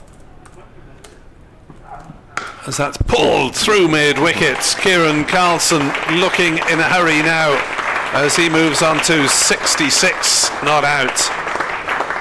A really firm and determined shot, and the runs required comes down below 50 now. Yeah, there might be an element if they go hard here at Glamorgan that there may be an extra half hour to postpone lunch to allow Glamorgan the opportunity to win this one with just 47 needed. It'll change if Kent take a couple of wickets, I'd imagine. Agar is on his way, and Carlson is on the defensive, pushing it back to the bowler. 47 runs needed to win. They're not likely to come in 18 minutes. If there were 20 or fewer needed, I suppose the umpires might give them the option to stay on if required, but they might fancy getting their lunch first. 2 short mid wickets, no slip and a gully. 142 for 4. Carlson will get a single here as he works it down towards backward point. He's got an interesting little mannerism, Kieran Carlson in particular. He sort of spreads his hands as he sets off for a run, looking, I'm game, looking for the other batter to confirm it. That's how it looks anyway from the sidelines. 143 for 4, 46 runs needed, 6 wickets still needed by the visitors. Yeah, but Parkinson talking to Harry Finch. Just keep my eyes on what happens in between overs, and Ben Compton not involved in that conversation. So I'm imagining that perhaps Harry Finch has taken the role here. As you say, as wicket keeper, he'll be very interested in field placing anyway. But it's if you were choosing an on-field captain, I'm pretty sure Harry Finch would be it at this point. The wicket keeper with Daniel Bell Drummond off, of course, Joe Denley. Injured as well during this game. Parkinson bowls to Carlson. Is that in the air? It's not. It was in the air for a moment, I would say. Bounces to Joey Everson and single taken. And Everson would probably be relieved that it wasn't in the air all the way because he fumbled it anyway. So it was a little bit of an awkward take from Joey Everson. Don't think the sun's shining in his eyes. No, I don't think there's an excuse for it. Just a momentary mistake from Everson. Short leg, slip in as Ingram, the left-hander, sweeps out towards Compton on the leg side boundary. And it's ebbing away from Kent. Occasionally there's a bit of a flood as well of runs from Glamorgan here. 45 for 4. And I'm sure they'll go back to that first Kent innings when they were rampant, taking those 6 wickets for 7 in a single session. Reducing Kent to 155. This is defended into the onside. Parkinson fields off his own bowling. Kent just about parity. Their second innings are slightly bigger than Glamorgan's first, but Glamorgan seeing this off in confident fashion at the moment. Just nudged into the onside, low on the bat. Carlson goes to square leg, fielded by Joey Everson, and they'll take themselves a single. England 312 for 2, Pope 63, Root 50. Well, I suppose one advantage for Billy Root of getting stumped there. He can go and watch his brother in the Test match. He's probably seen enough of him. It's floated in towards Ingram, takes it more or less on the full, ends up with Harvey at short leg. There's no run. Imagine backyard cricket was probably pretty spirited in the Root household. Parkinson to Ingram. Drives at that, doesn't get all of it by any means. Everson on the run at mid-off makes a clean pick-up, but they get through for a single. It's 4 off the over from Parkinson, and the signs are all there that Glamorgan are now moving towards victory. Glamorgan fans, I think, well, you can be how confident you feel, but you can I think you can feel confident here of your side, barring big old mishaps here, which cricket has been known to throw up. Indeed, both sides have collapsed in this match to some extent or other. Yeah. Leighton, a Welshman on the Wirral, says hopefully these two should guide us home and dry. They've battled well over Kent's histrionics as well. Hope to see you next week at Old Trafford. Yes, it'd be nice to have a bit of Welsh support in the crowd there. Glamorgan against Lancashire Tuesday to Friday next week. Agar is in from the Cathedral Road end, and Ingram is driving pleasantly through the offside, just eludes the infield, it eludes the boundary rider as well. Garrett can't get to it. Touch of bats between the two men, touch of gloves as well. Ingram's off drive is a side of beauty unless you're a Kent supporter. 150 up for Glamorgan, 151 for 4.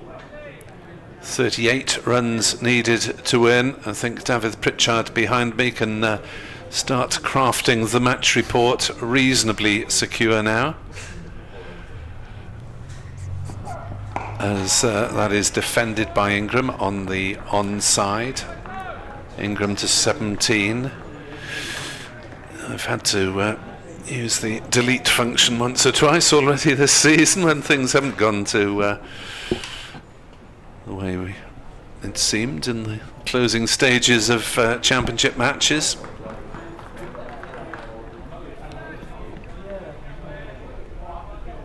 As in comes Agar to bowl to Ingram, right arm fast round the wicket. Ingram guides it away nicely, backward of square on the offside. This will be a couple. It is cut off in front of the scoreboard. Ingram moves to 19, the total to 153 for 4. In the match between the other two leading sides in Division 2, Derbyshire at 158 for 7, needing a further 288 to beat Leicestershire. That ain't happening. So Rayan Ahmed's match, wickets and runs. Agar bowls, Ingram defends, but they go through for a single. Now that was cheeky. I thought it looked like a regulation defensive push to the fielder, but Ingram hit it down into the ground, and therefore it didn't come to Jayden Denley very quickly, and they're able to hustle through for a quick single. The most notable rewrite was last season at Cheltenham, where I seem to remember, written both versions of the match, Gloucestershire win and Glamorgan win, only for it to finish in a tie. 154 for 4, 35 to win for Glamorgan. Agar in, bowls, Carlson turns it off his hip down towards backward square leg, and thanks to that partnership between Root and Carlson, all right, Root didn't take it on, but 30 off 31 balls did help Glamorgan to accelerate and take a little bit of the heat out of the situation. 155 for 4, 34 to win. You're on BBC Sport Online. As Agar is on his way, and Ingram with a flick of the wrists turns it down to fine leg for a single. 156 for 4. Thank you for your contributions via email during the course of this match, by the way. Nice to see people getting used to sending in their missives at glamorgancricket.bbc.co.uk on the emails. Kent Cricket at bbc.co.uk as well for followers of the visitors. There's a little hold up. Harry Finch is doing what exactly? Just having a chat to Matt Parkinson as to future tactics in the next 9 minutes, maybe trying to bowl relatively few before lunch so Kent can just make Glamorgan sweat a little bit over the interval. No pressure on the over rate. 9 minutes to lunch, 33 runs needed to win. I think we are going to be coming back after lunch somehow. As you say, they got time to play with. Time is not their enemy. I think runs are their enemy at the moment. Very much. Kieran Carlson looming larger than that with 72 from 100 balls, 21 from Colin Ingram, 156 for 4 Glamorgan, 33 to win. Parkinson making minor tweaks to the field. He's got those hybrid mid-on, mid-offs at mid-wicket and cover. Down the pitch comes Colin Ingram and takes that on the full. He's picked that one from Matt Parkinson, who likes to give it some air. Ingram comes a couple of paces down the pitch and drives it gloriously to the boundary at long off. 4 runs, 160 for 4. Colin Ingram may be thinking to himself, I'll have my lunch in due course. Don't want to have to think about it. about what might happen in this game while I'm eating my pie and chips. 160 for 4 as Parkinson bowls to Ingram. He's certainly looking to get on with this one. He's gone for a slog sweep. It may have come off. Oh no, it's leg buys, is it? There we go. It's a big flow of the bat. Umpire Baldwin waiting for the attention of the scorers and signals that that's a leg buy. 161 for 4. 27 down. Michael Cohen's out there. Just good to see him on a cricket field for Kent. Stress fracture of the back. Yes, I think he was on commentary with us in the first match between these two sides, wasn't he? He's played a lot of guitar in the intervening time. We know that, but mostly rehab for the back stress fracture, which kept him out the whole of the last season, which would have been his first for Kenton. So back in the seconds, back to bowling against Glamorgan at Abergavenny. Parkinson then 2 slips in for Carlson, who goes for the reverse. It's one bounce to Compton, who's on the back foot as the reverse comes in, always trying to anticipate where it might go. It's into the ground and bounces up to the slip, dot ball. But yeah, it does look like Glamorgan are trying to force the issue here and perhaps postpone luncheon until they've won the game, but worked into the offside. Stuart can't take it cleanly first time. That'll be a single. 162 for 4. Ingram has 25. He comes to strike. Carlson 73. And already this partnership's at 54. And the previous one, the 68, I think, between Root and Carlson. The definitive one probably for this innings. Carlson's innings, most certainly. Taking it away from Kent. Parkinson bowls. Is reversed by Ingram. Where on earth was he trying to hit there? I think he was trying to reverse and hit down the offside. It's ended up fine on the leg side. It's a leggy. It's hit something. Yeah. The batter has their back to us, Colin Ingram, to be entirely fair to the commentary here. I'm going to be fair to myself for once. And, or is it just an excuse? But yeah, shot off down the leg side. And Ingram rehearsing that shot. Parkinson to Carlson, defends that, or plays inside the line. Beaten by the ball from Parkinson, but hollow victory for Kent at that point. 163 for 4. And they will need 26 more, Glamorgan. Wes Agar hands his cap to the umpire. He's actually trotting back to his mark. I wonder if this overrate is right, because it seems to have been at plus figures for the last 2 days. Well, they usually post it as it's going on the final day. Normally they just change it at the end of each session. I think they would surely scorers would have a word with the scoreboard operator and tell them if Kent were in any difficulty. It was miles off, yeah, certainly.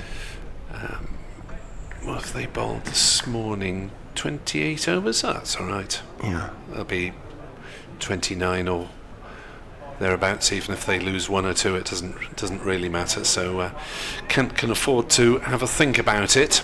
Yeah, it looked like they were in a hurry, and there's been a slowdown since then. So there we go. Agar in to bowl to Ingram, who just steers it out gently towards gully, and they go through for a single. This could be the last over before lunch. It usually takes the seamers, particularly, I suppose, with Agar going off quite a long run, about 4 minutes to bowl an over. So Caden on next says, provided we can close today out, a win next week would put us in a fantastic position. Steady on.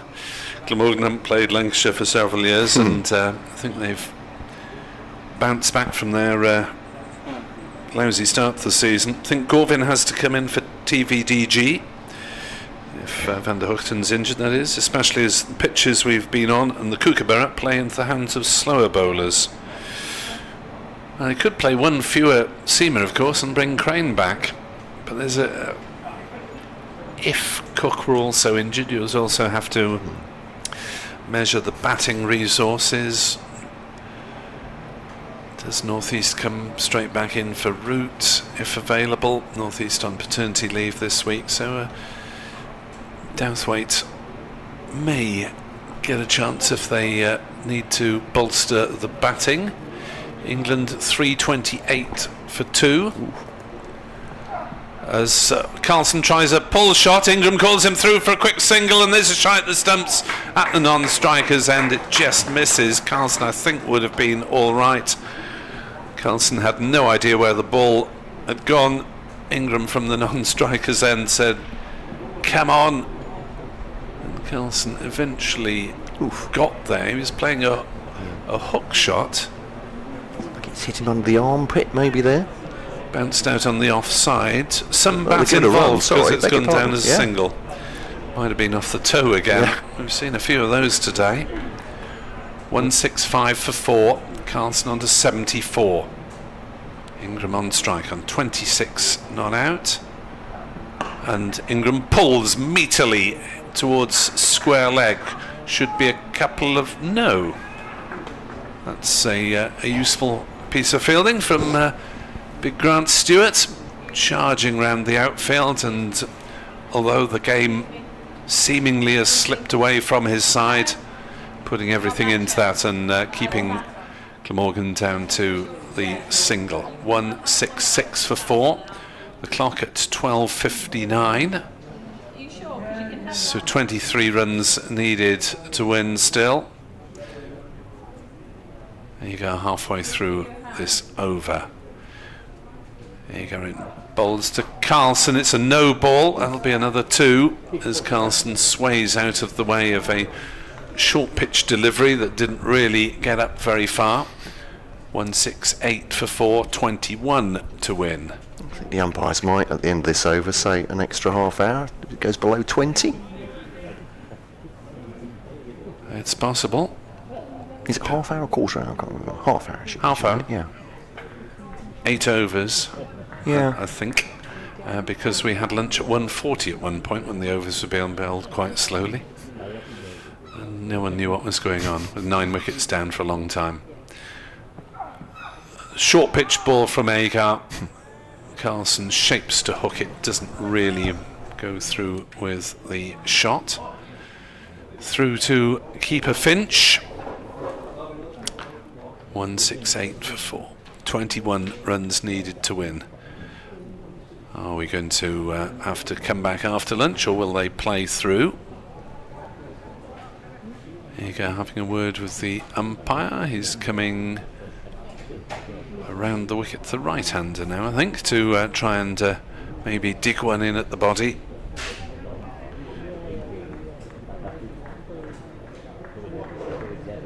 So Glamorgan closing down on the target, and they have scored quite freely this morning in the end. 25 for 2 overnight, so they've scored 143 in this session, which is decent in any circumstances.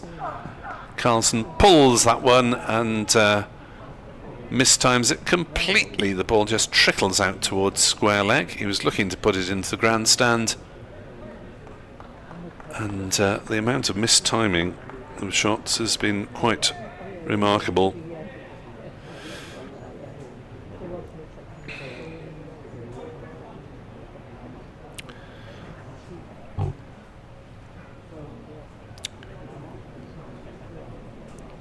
Stephen Moss pointing out it's up to the captains to agree to a delay if a few runs are needed.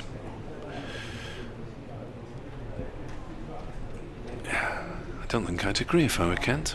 Make him sweat. Agar bowls down leg side. Carlson flicks at it, makes no contact at 101. Lunch will be taken as usual with Glamorgan on 168 for 4. Carlson has 74, Ingram has 27. 21 runs are needed for Glamorgan to win this match. Be an update for BBC Radio Wales in a couple of moments, and commentary will resume at 1:40.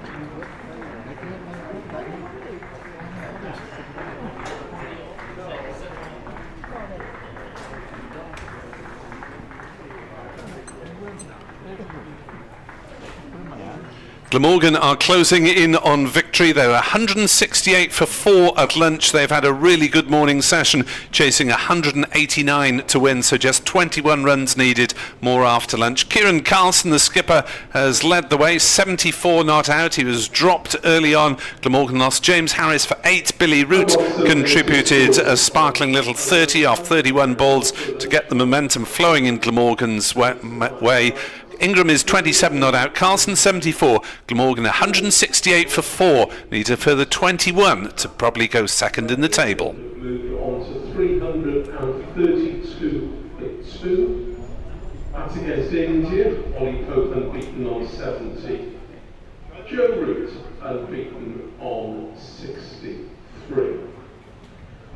In the other games in the Rothesay County Championship in Division 1 at Utilita Bowl, Hampshire are 440 for 9, still trailing Nottinghamshire by 138 runs. At Edgbaston, Warwickshire in their second innings are 149 for 3, still requiring a further 244 runs to beat Worcestershire. At Scarborough, it's lunchtime there with Surrey 473 for 8, still trailing Yorkshire by 44 runs. At Cheltenham College, Gloucestershire in their second innings, following on 168 for 4 against Lancashire, so Gloucestershire still trailing by 8 runs with 6 second innings wickets remaining. At Merchant Taylor's School, Northamptonshire following on against Middlesex 129 for 5, still trailing by 235 runs. And at Derby, Derbyshire in their second innings are 168 for 7, still requiring a further 278 runs to beat Leicestershire. Once again, you're very welcome to go out to look at the pitch during the lunch interval. If you are venturing onto the outfield, though, we kindly ask you not to take any food or drink with you. You're also welcome to play cricket with softballs on the outfield. There'll be bats and balls which you can borrow from the steward adjacent to the National Cricket Centre. A reminder that the Glamorgan Club shop run by Missouri Sports is open and it's situated opposite Gate 2. It's selling a wide range of cricket equipment and other items, including replica Glamorgan kit and a range of recently published cricket books. As far as refreshments are concerned, a full range of food and drink can be purchased in the Pyramid Lounge, situated on the ground floor of the Thatcher's Pavilion. There's a 10% discount for Glamorgan members and season ticket holders on all food sales.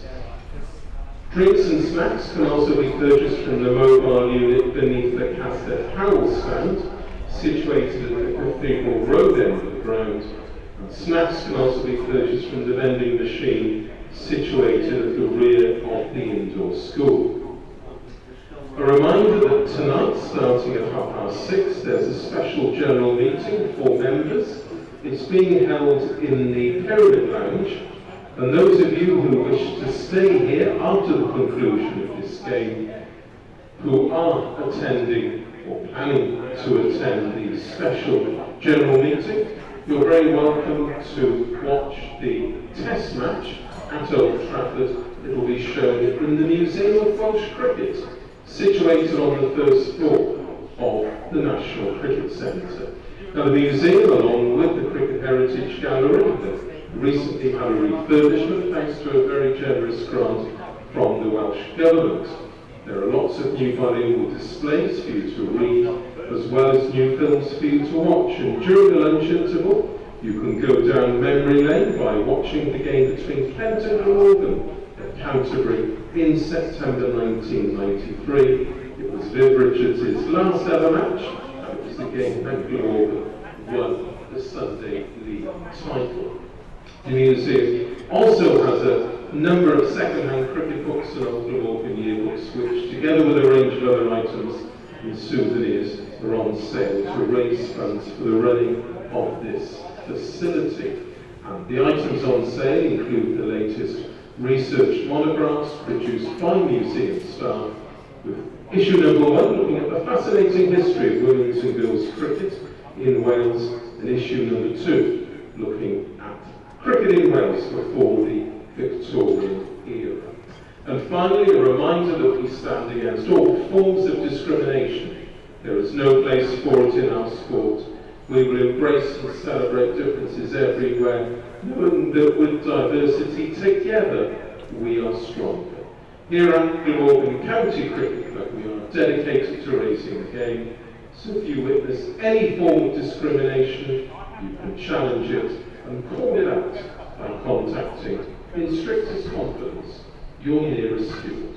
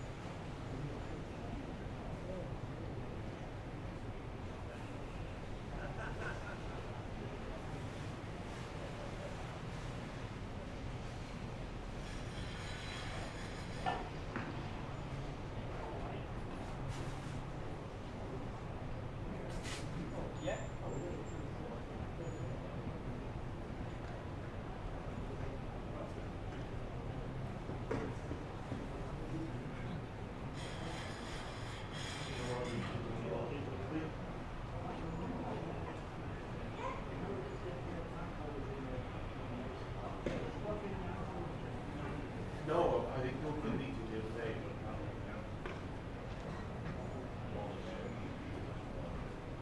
But the staff is better. All the players better.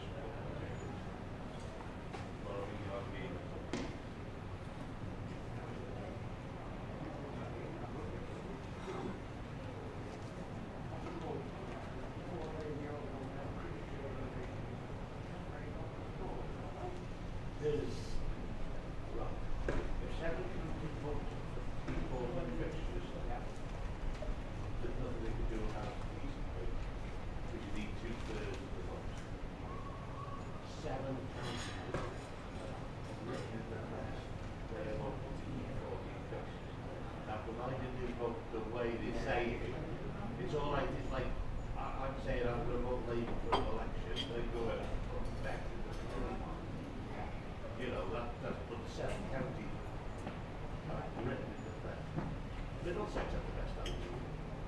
Middlesex said what we should do is we say for them leaders, and then we should all get together in the winter, all 18 counties, ECB, lock us in a room and let's hash it out. What do we want? Come to some agreement. Because if you have that last meeting, you get change yet, then we get together and everybody wants something different. And he said there's no agreement on anything. But they need to sit down, the whole lot of Middlesex said, and a lot of them discussing in the room. The ECB there, the 18 counties, what do we want? Because this is getting ridiculous. They'll come back next year and do the same again.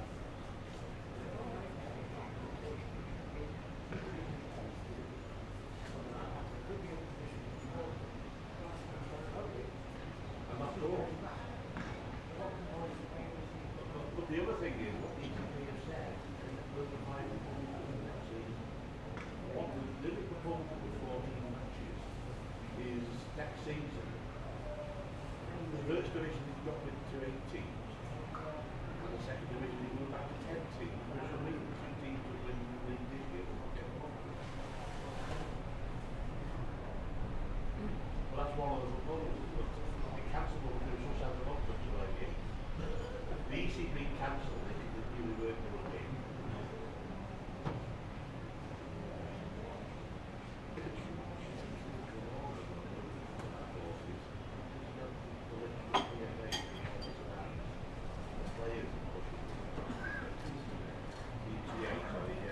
It seems to me that the scarcity of upset the players by voting against it. But on the other hand, the scarcity of upset the members by voting for it. So they're open. They're not given. They have given a decision to bring them up to the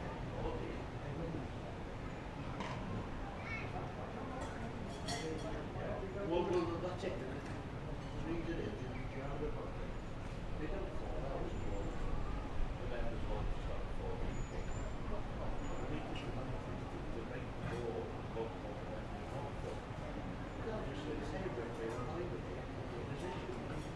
And they're open to a vote, so then they will upset anybody.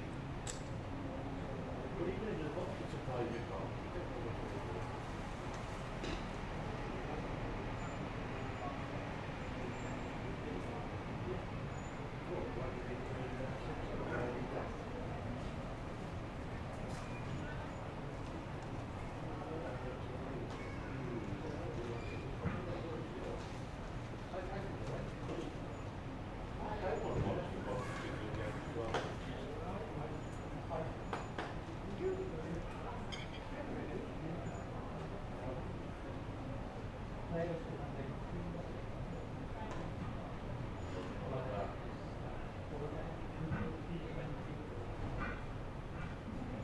Partly the players have a review and they reckon 80% and we can work down 67% and we don't mention stress with it. Stress is important. Well, long play with two players, that's what's going on. It's stressing us out.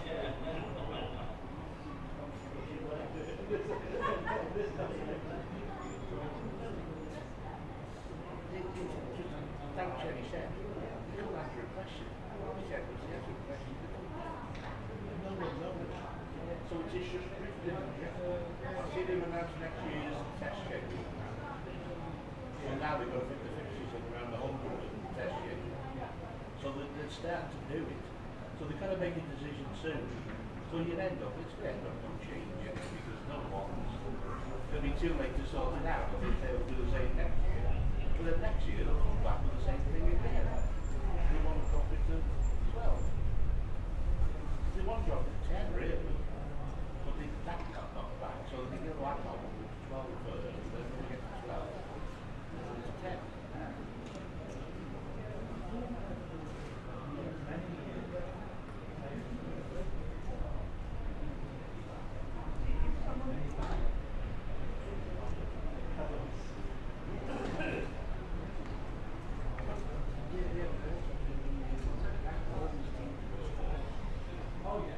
How often do we have to say in different competitions? And even in the championship.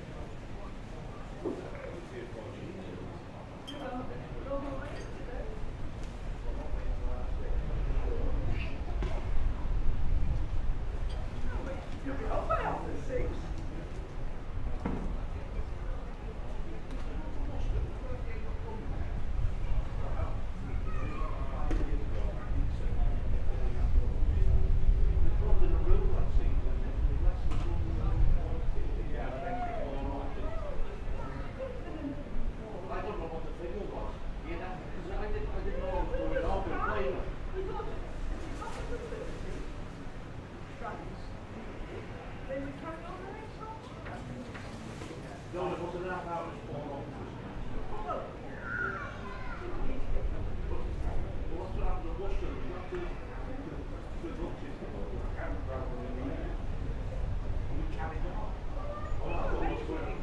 lamps on the tower, they brought in a new room.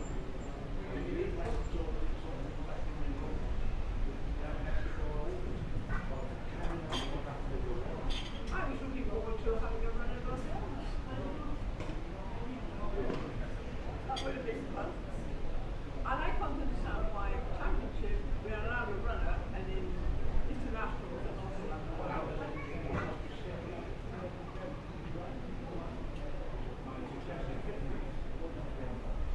well, yeah, but it's not going to be active, so it's not us. Yeah, you were on 50. No, I don't. Walking down the record, what was that? I didn't feel like, I knew we had 9. No, I know.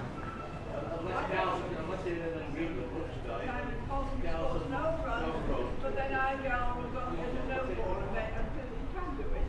What's the arm? The arm first. He can do it, I looked at it, he can do it, but he's up there all the time. He can do it.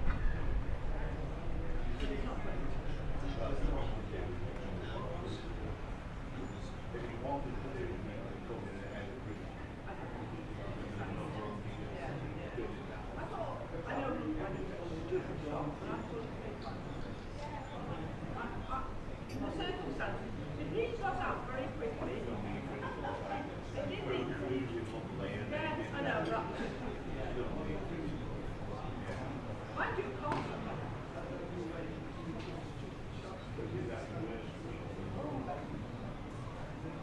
We had 2 back shots.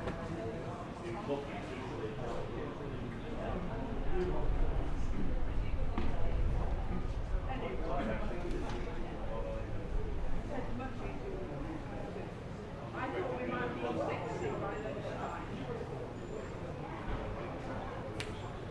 I know,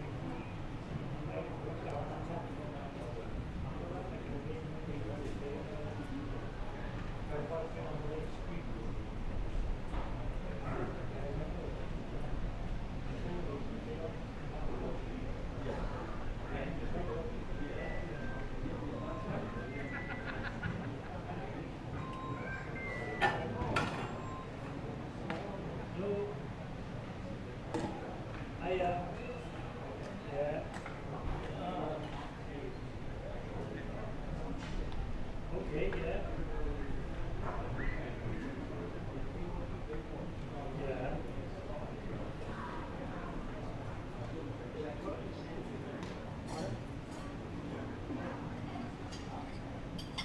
Yeah. Have I got to take it down another?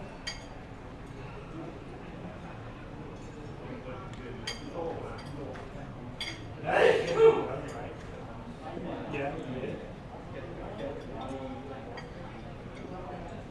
Yeah. Okay, yeah, okay, yeah, okay. No,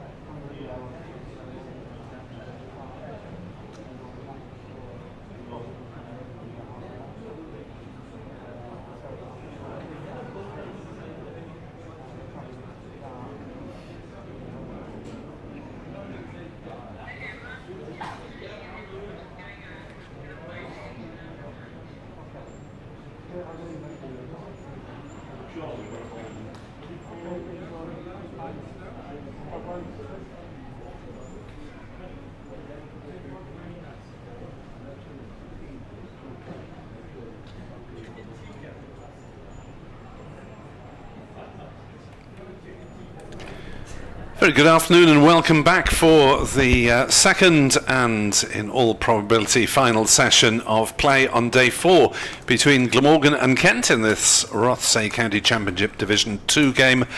And it is Glamorgan who have enjoyed their luncheon rather more, because they resume on 168 for 4, needing just a further 21 runs to complete victory over Kent. Glamorgan doing the damage really on the first day, when Kent were bowled out for 155, and then before lunch on the second.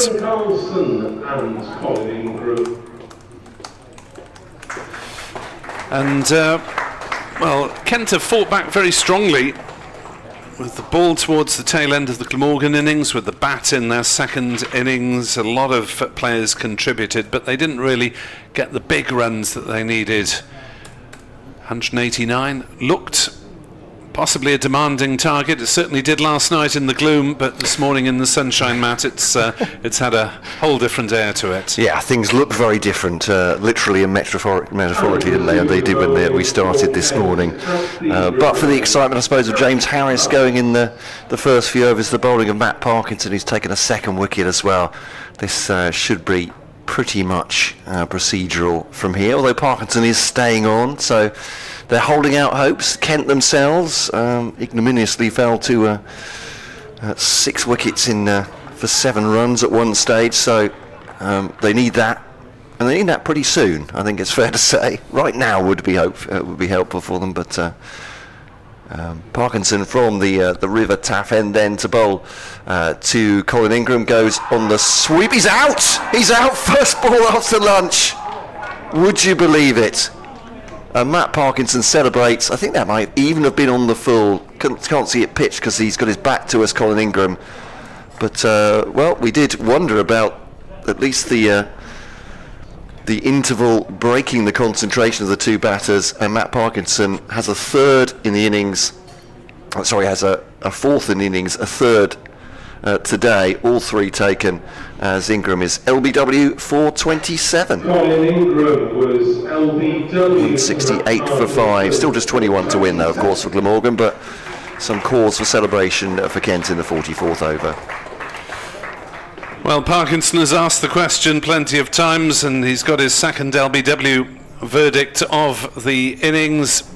Ingram looking to sweep, a shot he's played effectively before in this innings, but making his way back, and a relative failure, but still a partnership of 60 with Kieran Carlson, who also put on 68 with Billy Root, and with a relatively modest target of 189. Yeah, Ben Callaway will come out, shared in that massive partnership with Colin Ingram. The difference between the two sides, 172 in the first innings, and just jogging on the spot.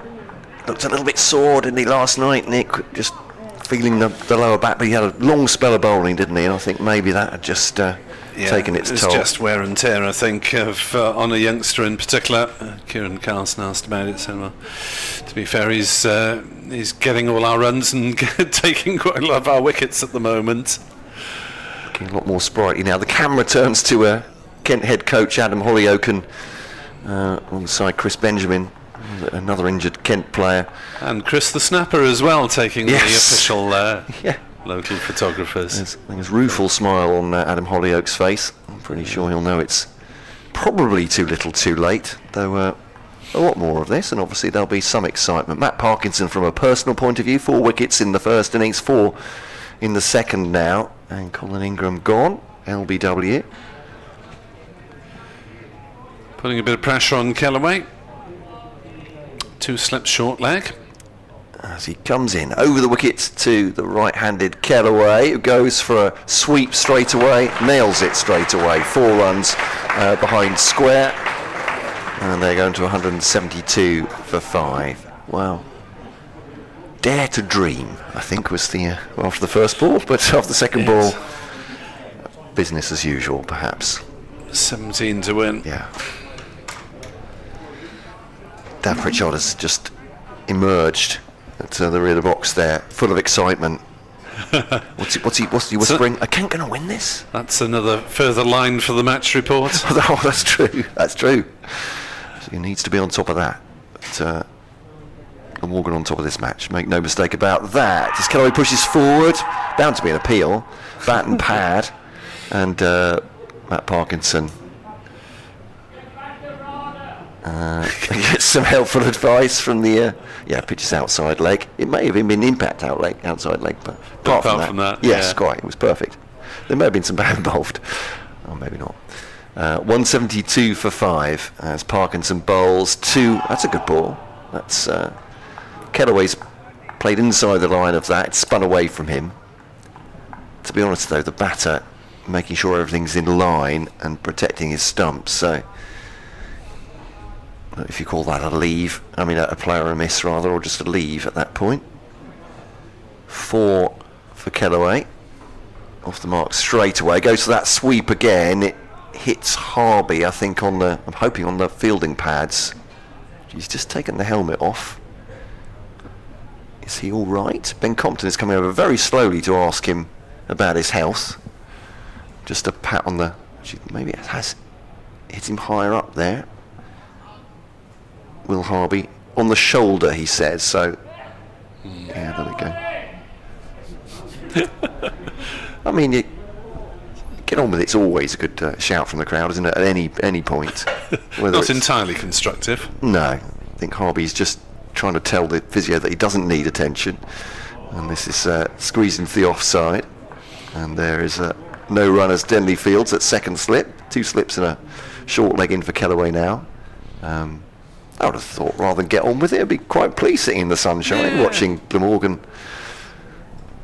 making their way in stately fashion towards a victory. But there we are. Some people are never so happy as when they're grumpy. The ball's defended this last ball of the over, and a wicket from it, and a boundary just after that. And was that a no ball within that as well? You missed that on the analysis. Didn't notice that. No. What were we at lunch? 168. Yeah, must have been 4 runs off the bat.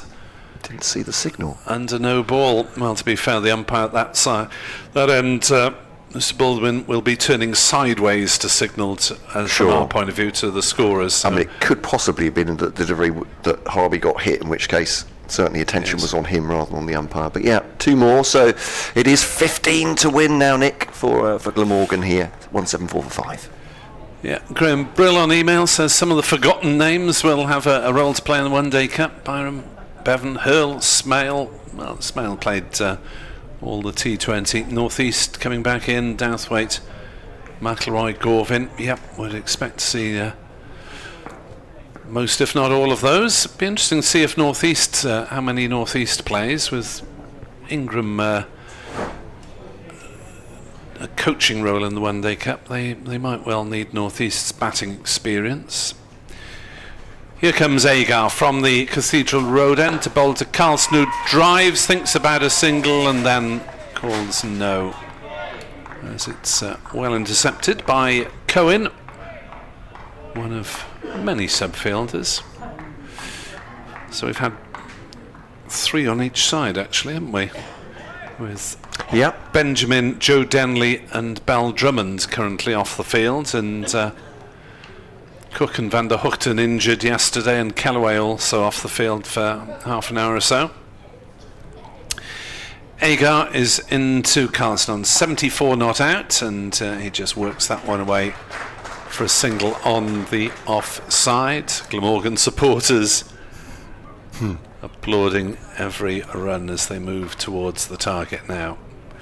So thank you for your emails during the course of the game. We probably won't have time to read any more out, and I'll be keeping an eye on my email account during the next game against Lancashire. So if you want to email between Tuesday and Friday. Similarly, Kent Cricket at bbc.co.uk for during Kent against Leicestershire. Tuesday to Friday at Canterbury. Agar is in to bowl, driven on the leg side by Callaway. No run. I will be back in commentary action on BBC Sport website tomorrow afternoon at 2:30 for the Glamorgan women's game against Yorkshire, which is also on 5 Sports Extra 3 on BBC Sounds, a new channel this season if you haven't come across it. I think it's called that. It's 3 times as good as the original one, I believe. Something like that. Agar in to bowl. That's run down towards slip by Callaway on the bounce, but there's no run. Middlesex against Leicestershire from 11. Glamorgan, Yorkshire from 2:30. And the winners of the 2 games at 6:45 from Northampton tomorrow evening. So look forward to your company if you can possibly join us on commentary. From 2:25 I believe we're on. 175 for 5 here. Glamorgan need 14 runs to win in the Friday afternoon sunshine as Agar bowls to Callaway. That gentleman's not shouting "get on with it" at Ben Callaway, is he? Just strolling. Well, I think it's just taking his time. The lack of cricket that. But as you say, the sun's out. Yeah. From the home point of view, Glamorgan are winning. What's not to like? Don't know if there's any Kent Ultras remaining here. There's certainly a half dozen who I see regularly. I'd imagine they will be here for the duration. There's Agar bowls, and Callaway's forward defensively as well. He wants a red inker. He's got a good average this season, Ben Callaway. He's got 749 runs going into this innings, so he's past the 750 mark, and it's not inconceivable that he could get to 1,000 runs if he goes well in the final 4 games as well, which would be one heck of an achievement for a guy batting at 6 in his first full season in county cricket. Not that I wish to jinx his chances, but he's already done more than enough to prove his talent for the season. Matt Parkinson just organising his field here. Ben Bonney suggesting it might have been a Kent fan shouting "get on with it" so they can go home. Could be the coach driver. It's Parkinson to Carlson, goes for the reverse there and gets that all the way to the boundary for 4. And Parkinson has bowled well, but looking for his 5th wicket for his stats. Got his first 5 for in T20 Blast cricket earlier in the piece, but that one just takes Glamorgan 4 more towards their victory target. 10 they need now. I'll be handing over in 4 runs time. Here's Parkinson to Carlson, sweeps that away. That might be the same result. It is indeed. 4 more. And 6 to win then. Afternoon to Alan Tucker, who's enjoying the coverage somewhere in the Bay of Biscay. Ooh, okay. Well, it's nice here as well. I'm not jealous. So yeah, that reversing of 4, so 6 to win. Matt Parkinson is in to bowl to Kieran Carlson on 83 not out, and Carlson steps back and dabs it through the offside. This will be at least a couple of runs. How vigorous will the chase be? That's good professionalism from the Kent fielders, still putting in the slide to save a couple of runs. Carlson though moving on to 85, and Glamorgan need 4 to win at 185 for 5.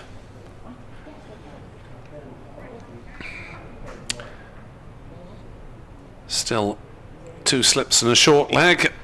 Kent keeping it serious until the end as Parkinson bowls, and Carlson also keeping it serious, defends into the offside.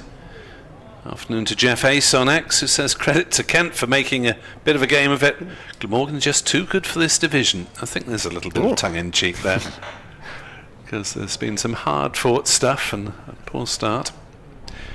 Parkinson in, bowled Carlson, sweeps, and those are the winning runs. 4 runs for Kieran Carlson to clinch the game for Glamorgan. A superb innings from him of 89 not out. Glamorgan reach 189 for 5 to record their 4th county championship win of the season and go 2nd in the table with 4 to play. Yeah, congratulations to Glamorgan. A good win in the end. Did the damage probably on the first day to Kent with a fantastic spell of bowling in the second session of the day. With those 7 wickets taken, 6 of them for 7 wickets. Kent 155 all out. Decent fight back from Kent in the remaining days, but it was never going to be enough. And Glamorgan, after a few alarms and surprises, not least last night, have taken the victory. Congratulations to them. Kent move on, chastened by this defeat, but perhaps slightly encouraged by their performance over at least a couple of the 4 days to take on the league leaders Leicestershire on Tuesday. We'll be commentating from 11 o'clock on that one. Thank you very much indeed, Matt. I'll be back tomorrow afternoon with Glamorgan women at Northampton against Yorkshire at 2:30 on BBC Sport Online and via the BBC Sounds app on 5 Sports Extra 3. From Matt, myself, Nick Webb, from David Pritchard and Edward Bevan, thank you very much indeed for listening and commenting. And viewing during the course of this match, Glamorgan are victors by 5 wickets, and they take 21 points to Kent's 3. From all of us here at Sapphire Gardens, a very good afternoon, Pranam Da.